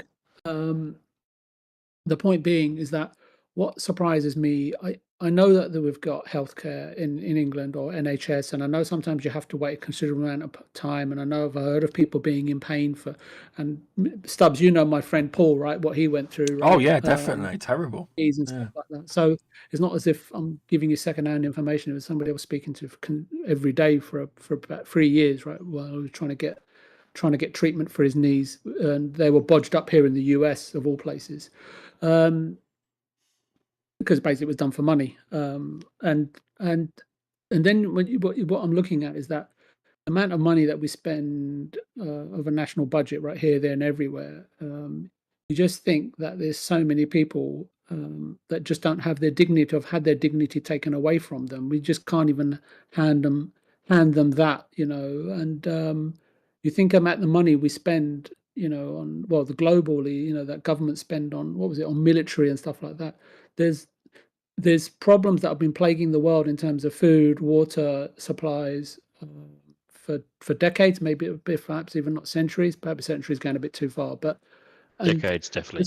Just 1 year's worth of military expenditure would resolve those problems long term. But the thing is, like you said, if people are on 200 grand, they're more worried about themselves, right, than they are about the long term future of one another.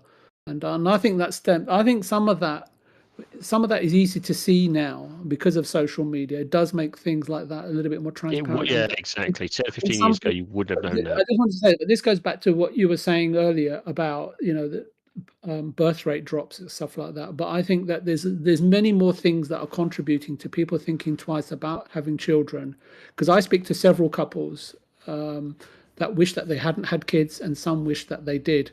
But the grass always seems greener. But sometimes people make life decisions not to have children because there's also difficulties in doing so, right? In terms of how they turn out, the education that they get, being able to pay and afford and look after them. It's very, very difficult. I think the pay argument, at least. There's no right or wrong, I would say. No, Neil, I always whenever people say to me, "Oh, it's too expensive to have children," it's like, clearly that's not true, because you've seen the amount of poor people with children. Yeah. With 6 or 10, it's clearly not true. No, when people say, well, it's too expensive to have children, what it's saying is it's too expensive to keep my lifestyle and have children. They don't want the compromise. So one of the things very quickly, when you do have children, and for those who haven't had children yet, but those who do know who have had children, is the compromise situation.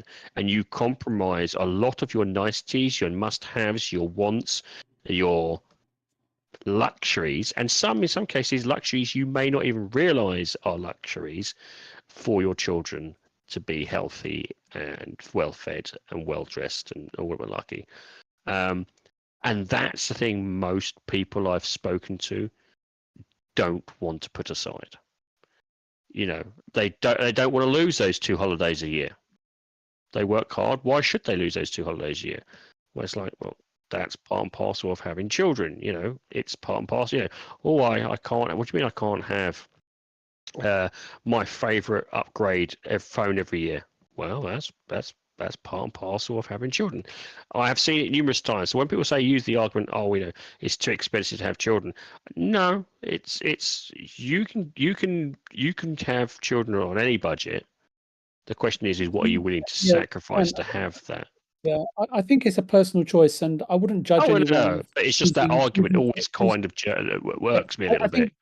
Yeah, no, I think there can be an argument that if there are people that fundamentally cannot afford to have them. I know people that if they did, it'd be more than just not having a holiday or a phone. I'm sure there are some that are looking at very shallowly, and again, it can't be a judgment, even if it is a shallow, because it's a choice that they have, right? And they should be allowed to make that choice, regardless of how they think, because not everybody's going to think like you or think like me or think like Stubbs, right? We've all got our priorities. And I can understand that, and I have no judgment over it. And then there's people that you see that have children, and you think, my goodness, should they have had children? You think about the amount of children that are being trafficked, right, more than ever before, that we know of or we don't know of. The amount of children that are available for adoption, and the criteria required to even adopt children these days is, and I think Mr. Stubbs mentioned, not about adopting children, but in terms of the regulations, etc. Well, there is, but back in the day, can you imagine? Do you know when children or unmarried people didn't have babies? When they had babies and had no support, the child was taken off them. Can you imagine them trying to do that now? They can't cope now. Can you imagine them trying to do it now? No way would they cope. What are you talking about in terms of like the fact that back in the day, many years ago, obviously, if you weren't married or if you couldn't support or your parent underage, quite often the parents arranged for the child to be taken off them straight away, the baby. Oh, yeah. And that was commonplace. But can you imagine them trying to do that now? Not a chance. No, well. They can't cope now. They can't. It wasn't that long ago, I think in American history, where parents would sell some of their children because they couldn't afford. They would actually sell their kids to strangers. Do you know what they would do in China when the people were having children? I mean, I don't know if you want to talk about it. It's quite ghastly, so I don't know if I want to Let's disturb you. no. If it's too no, you're all right. No, we're not going there. If it sounds like No, no, that. no. I'll say it because it's the truth, right? And you guys have probably heard of it. There was a period, well, it still is, right, where they would cripple little babies, little children, so that they would send women off to beg, to earn money, right? And having done that to relatively young children, so people would feel sorry for them, especially foreigners. And Oh, there's a lot of stuff that goes on. And as I say to you, if Still I've spoken to does. people as well that have regretted not having children removable, and so there's always adoption. But I don't know if regulatory or regulations or Yeah, the criteria is adoption is difficult a or not, I different don't know. task. I think one of the reasons why adoption has become so challenging is probably the better term for it, is because of the abuses that a lot of the adoptees faced. Right. And so that was the biggest reason for a lot of the hoops that a lot of people have to go through. And I do know a lot of good parents who are running through these hoops and Yeah. saying, why can't it be easier? And then it's the social workers was like, well, 9 times out of 10, well, the reason why these policies are there is because we've reacted to a bad situation that has happened And historically. do you think that, we all have bad experiences and experience bad situations, but it's a bit, would you say it's a bit too much to say, well, that's going to happen on every single case, on because sometimes it happens, things happen, Well, which, no, but it's a case of at this. I think it's what I classify it is it's duty of care. So a lot of duty of care is, and professional responsibility is, they put stuff in place. So whilst I can't guarantee it will never happen, it's yeah. that it reduces the chance of it ever Okay. happening. That So makes a sense. lot of these things are in a bit like health and safety, for instance. We moan about health and safety. There's a reason why we laugh about it, but there's a reason why there's tablets. There's do not eat tablets on the blooming wash machine powder because some idiot actually did it. It's Yeah, you I know understand. it's a reduction, and it's come through because of these. Because something has happened like that. Yes, Yeah. it should be easier. Yes, it should be a little bit quicker. But unfortunately, I Yeah. think the argument that is often said is, would you rather quicker and easier and more bad things happen, or would you more of a Oh, prefer a okay, slower okay, pace? okay, okay. I misunderstood because I understand that taking their time to go through a checklist, etc. I don't know if that's a bit rudimentary for me to say Mhm. that, rather than making it incredibly awkward for people to jump through hoops, which let's be honest, right? If you're going to create a system whereby everyone's got to be perfect in every category, it's going to be really difficult. Oh, Um, well, don't get me wrong. No, I think a lot of the healthcares or social aspects that they do look for individual cases. Now, don't get me wrong. Again, that's kind of another thing. It's a lot of from the social aspects. You can either really get a really good one, or you can get a really bad social worker. So, and that kind of doesn't always tie in well. I think it's in but they're general not, though I bet they're not on the 200 grand. reason. Yeah. Yeah, well, I wouldn't say your day-to-day social worker is, but definitely the bosses are 100%. It's a bit like charities. Some of the biggest charity bosses are on huge, vast sums of amounts. When you look at that, charity bosses that are on this kind of money, I was surprised by some. Is that accepted now, or is that kind of like, is that general knowledge, or are I people I outside think that it's general not population?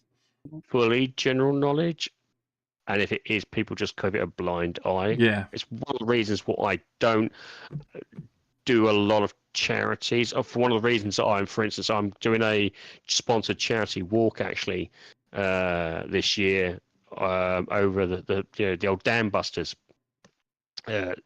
lakes, and I'm always dubious about passing off the links because it's like 9 times out of 10, I would say 80% of that is probably going to be paying some person's wage rather than money getting to the end user. It's a shame,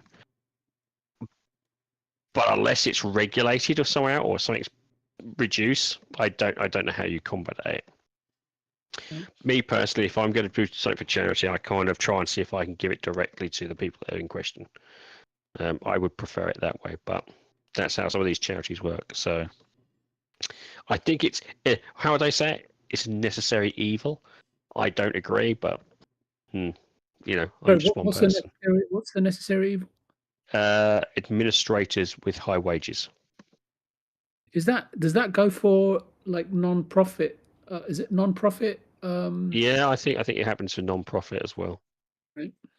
I've heard of Well, non-profits with. I heard a while back. The air ambulance is incredibly valuable, but I heard at one point the government wanted to fully fund them to use them, and the ambulance said no, because they'd have to shut all their shops and they would have to get rid of all their shops, all their people, all their top execs, everybody, because they wouldn't be needed. No, exactly. It's there to make a business. It's there to profit as well. But you obviously couldn't trust the government because they could drop you a year later, couldn't they? You know what they're like. Oh, exactly. Yeah. That's probably part of it. And welcome to Dire Prism. Thanks for popping in. But we should probably deviate from real world into gaming a little bit more. You can do. I don't know what to talk about. A hell of a lot about. Well, it's the last 15 minutes now, so. Let's finish it off with something nice and gaming related. What do you want to talk about? I don't really know. I don't. Any You're ideas? You haven't got a clue? No. Okay. Here's one for VJ, I think. VJ, with these, do you think we're going to get some E3 like sort of events this year, or do you think they're just going to go fully digital? I think it'll be fully digital. I know you mentioned you're going to an event next week. These are much more smaller indie kind of based live events. Be fully digital. And I'm the wrong person to ask, you see, because the amount of video game events that I've been to all over the world, I've had enough of them, and then mostly I went there for trade. So for me, it's like, I'll look at the digital showcases, either live or post, or have a chat on here, and I'm just primarily just looking forward to good content. To be honest with you, I just hope that, I know there's a lot of video games out there, but I was really lucky last year that a lot of content that I played was kind of made for me. I mean, I'm not that difficult to please, but still, I'd like games with depth. And Diablo 4, we mentioned it earlier, is the one game I've played which I haven't had to invest myself and haven't felt like investing myself into. It's just been like a pick up and play. Can I say that? Yeah, and exactly not worry how I feel. about what's Pick up and going play, on, because the story is not all that interesting. The side quests aren't all that interesting, but I enjoy the gameplay loop, etc. But now it's kind of like plateaued off, and it feels like I have to level up or finish the main whatever storyline. Storyline, yep. Or I can sort of get into the next phase of the game, which is fine. All I wish for, however the content's conveyed to us, that there's something, and I know this is sort of inwardly looking a little bit selfish, I just hope there's something for me and something for everybody that we can all get excited about. Well, I think there's a kind of games you already are excited about, isn't it? I think at least. Yeah, and I mean, to be honest with you, if we look historically back, that's 20, 30 times better than what was like in the 80s, 90s. You'd have like two games. You'd be like, oh my god, I've got two games that I really want to play, but I can only afford one. Which one am I going to play for this year? I don't. It'd be 2, 3. Luckily, like 30, 40 to kind of do the same thing on. But at school, there was 3 of us or 4 of us that had a Mega Drive. So if there was like 2 or 3 games come, well, it wasn't that it was 2 or 3 games coming out. I remember Ghouls and Ghosts, Super Shinobi, and Super Hang-On, and a few others came out within a 3 or 4 month period. Anyway, we all bought a different game, and those days, maybe it still happens today, where we'd sort of meet up at school and then swap cartridges for a week or 2 weeks, and then go back and then cartridges again, right? So we'd all get to play each other's games for the price. But that was a time where you could actually, well, I wouldn't say you complete the game in a week, but you know what I'm saying, you'd like Yeah, it was part and parcel of like you really plow through that game and enjoy that game to its fullest.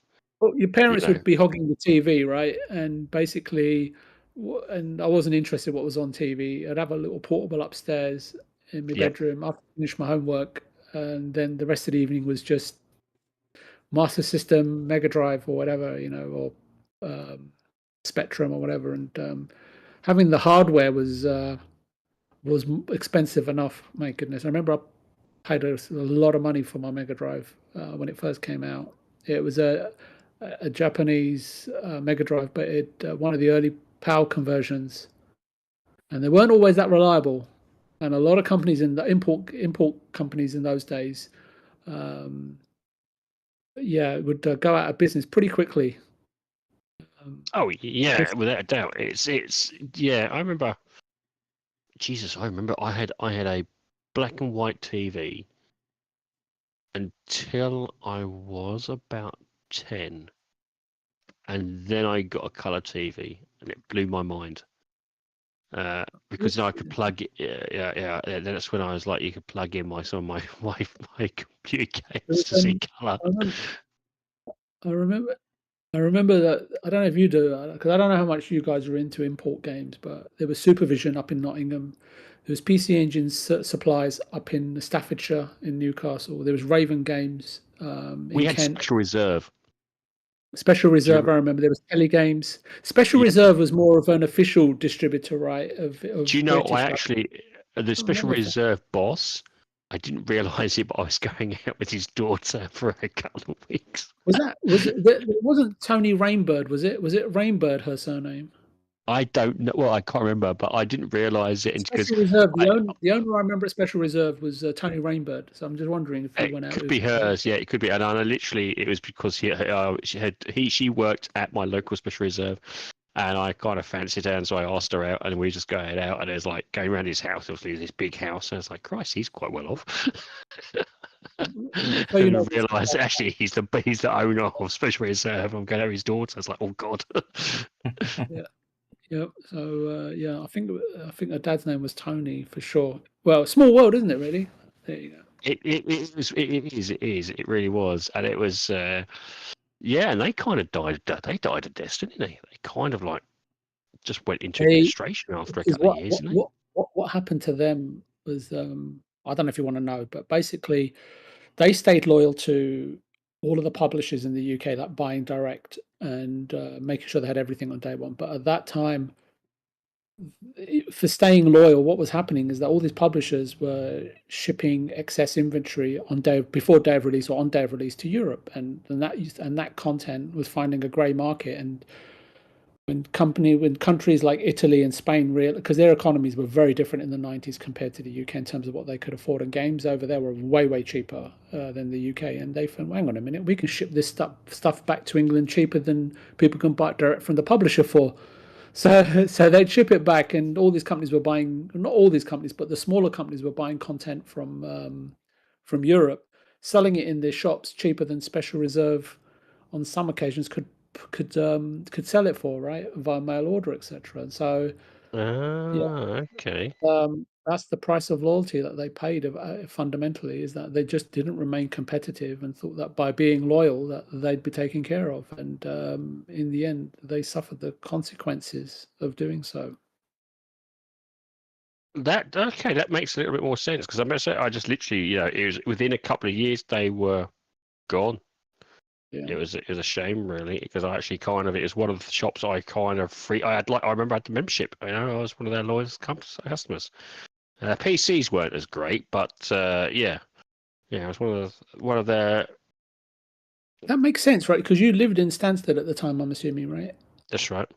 Yeah, that makes sense. So Sawbridgeworth was their Yeah, one of their first sounds very branches, familiar. and well, actually, it wasn't. I was born in Bishop Stortford, and all my family's from Stansted, and so I've kind of come from that area. There And you so go. I lived there for many years until I couldn't afford it. But yeah, yeah, that's how I kind of knew his daughter for a while. So yes.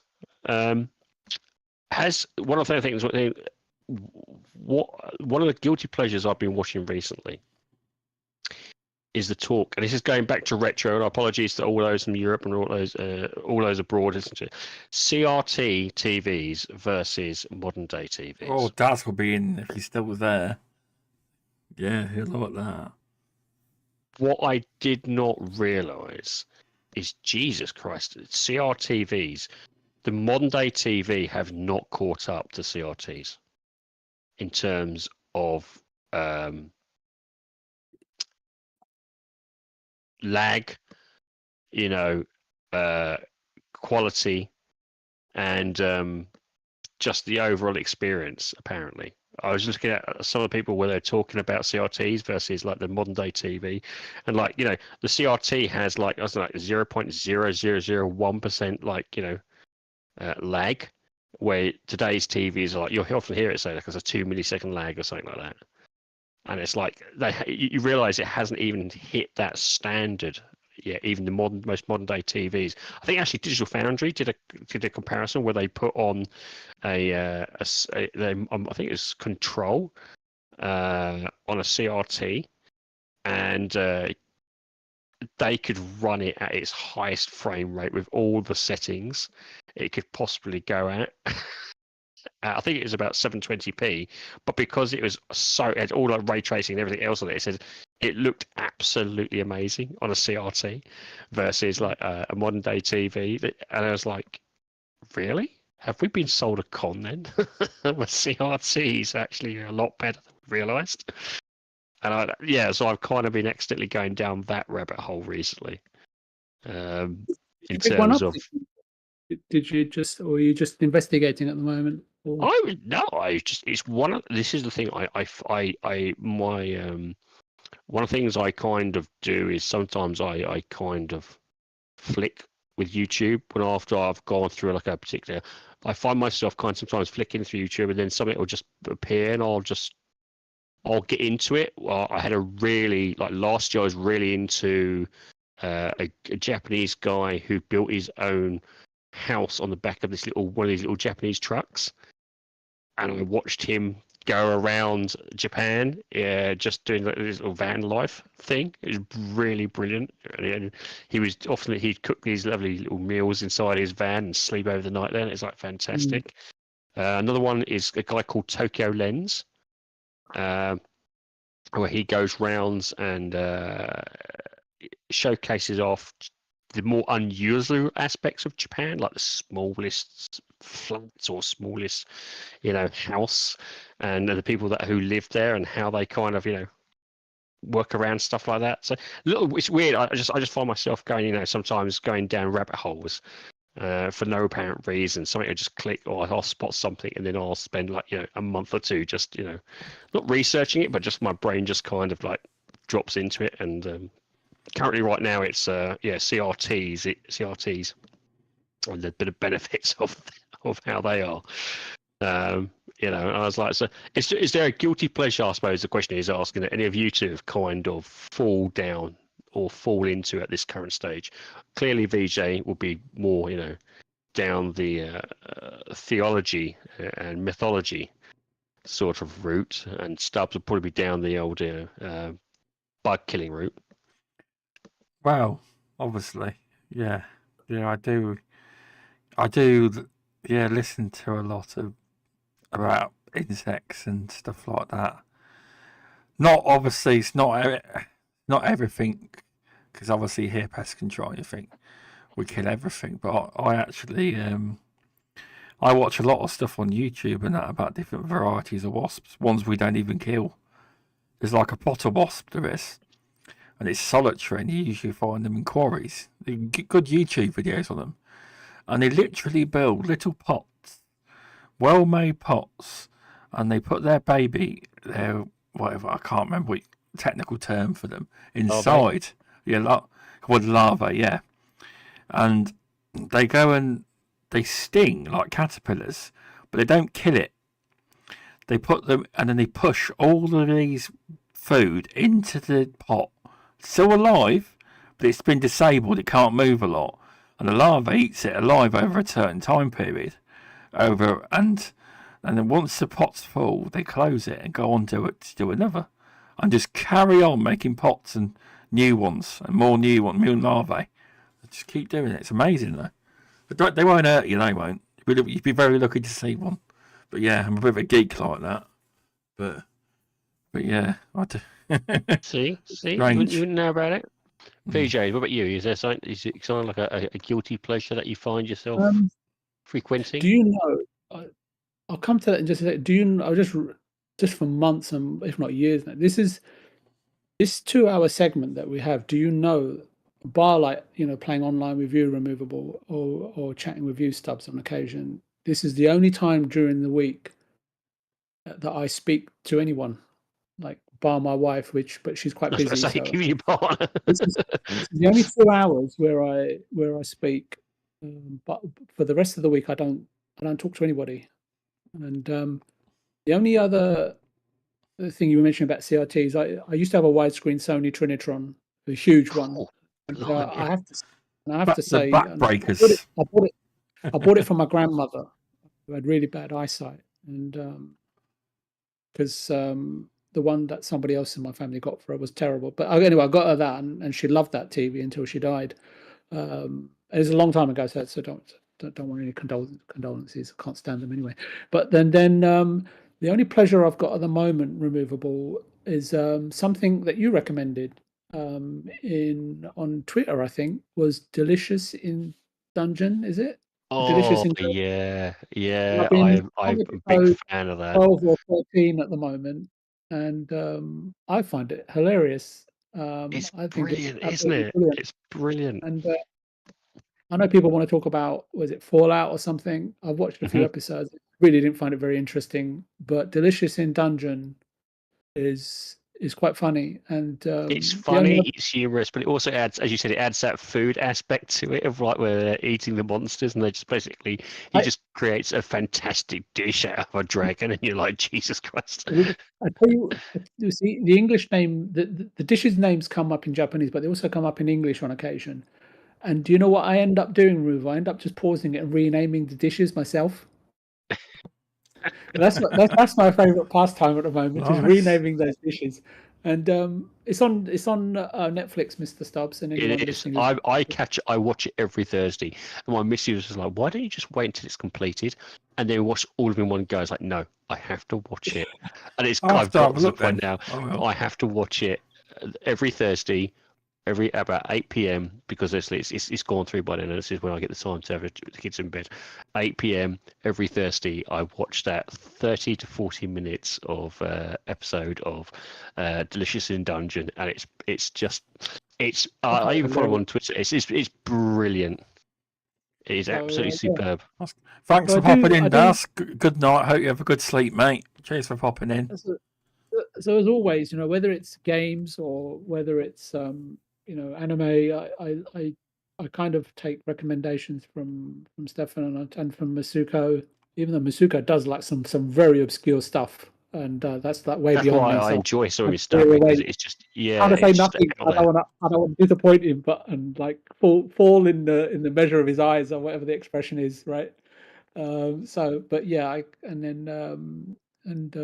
Mr. Stubbs will recommend something out of the blue that he's heard, and that's pretty much it. And or I'll catch the obscure trailer. And you mentioned, Mr. Stefan, that there was something that we're looking forward to. Do you remember? I've forgotten what it's called now. There was two games I mentioned. One was from the last December Game Awards. One was obviously No Rest for the Wicked. I mentioned there was another game. Was it Exodus? Was it Exodus?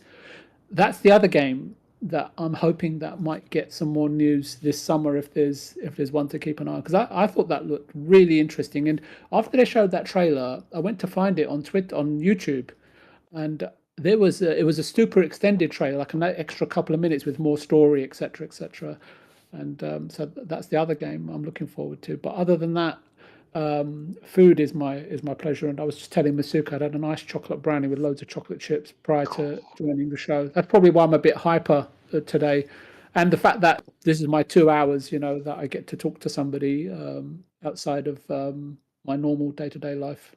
That's why I like Delicious in Dungeon because it's food based. I reckon that's what it is. I'm just, it's food based, it's animated, it just kicks into everything you need.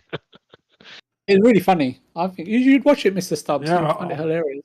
I'll have It a look is. It's then. not just. I It will. doesn't. It's not one of these like chef-based animes. It is actually. It's just like they'll. It's basically it's a party going through a dungeon, and we're Video trying to game get. characters going through Yeah, an adventure. it's your standard tropes all going through, and then like almost every episode, something happens where they kill a monster. Go, well, let's try and make a dish out of it so we can eat it because we haven't got enough resources, and so they basically munching the local wildlife, and it's just how it happens. And 9 times so there's a funny situation that's come through, and then it's like, how are we gonna munch on this or make it into a little dish?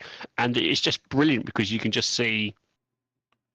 It's clear they've added a little bit of chef touches in there as well, isn't it? You can see it's like There's a bit of wisdom in there, as in some don't judge food-based wisdom. until Yeah, don't judge until you tried it, and I think that goes for many things in life. it is a Few of the things really that good. UK Daz would get up to. Yeah, I might draw the line there, but there you go. It's a really good anime, and I'll I have to would try recommend it. it to anybody. Yeah, it's a I'll have a brilliant. look. Yeah, I will. Cheers. But yeah, it's been a good show this week. We have covered every.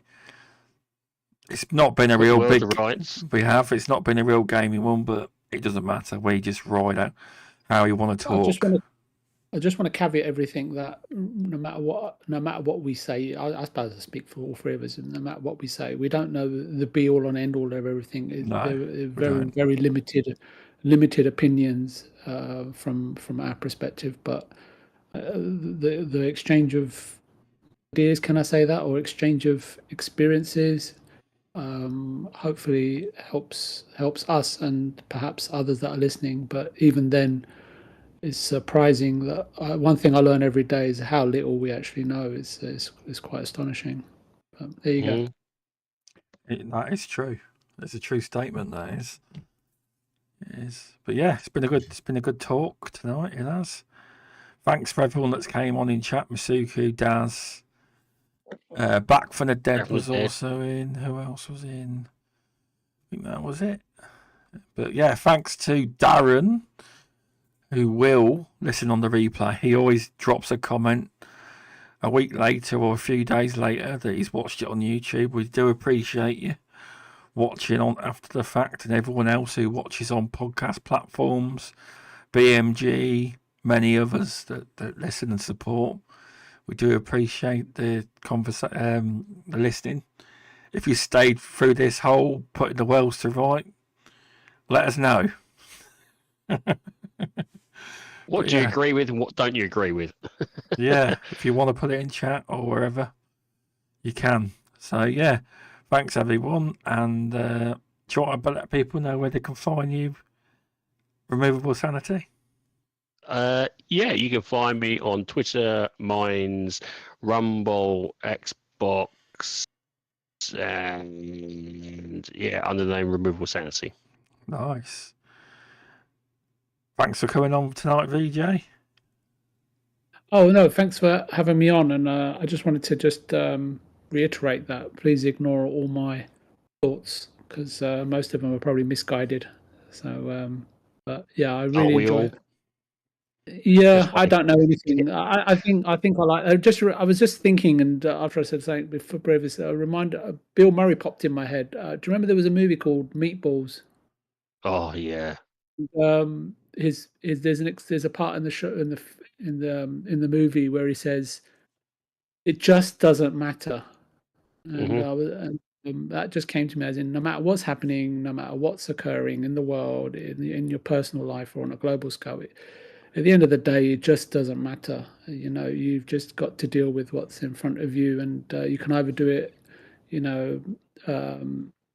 depressingly, or you can do it with a smile on your face. And I think that is what ultimately determines your character and how people perceive you. Amen. Again, I know nothing, and just ignore me. Thanks, Mr. Stubbs, for having me on. I do appreciate it. I know I don't say it often enough, but I really do. No, I appreciate you both coming on each week. It's good to have a conversation with friends. It is. It It's always good. It is, and you can find me on YouTube, Rumble, not on Twitter, but I am on Twitter, but I'm not on Twitter. I've changed my Stubbs Gaming account to the podcast account. So if you are following me on there, I'll still be following well, if we're friends, I should still be following you. The most of the people in this that are in chat I follow, and I'll still be on there. But my Twitter for the podcast is in the description. But I'm on Discord, Stubbs Gaming, and there's a Discord community. It's all in the description. It is. If you want to join, there's an open invite in there. Mm-hmm. And yeah, we're on podcast platforms. Basically, I'm nearly on every single one of them. So if there is one I'm not on, let me know and I'll sort it out. But as far as I know, we're on everything, nearly. Podcast platform wise, and Apple Podcast seems to favour the show. But anyway, thanks everyone, and should see you next Monday. Yep. Have a good one. Cheers.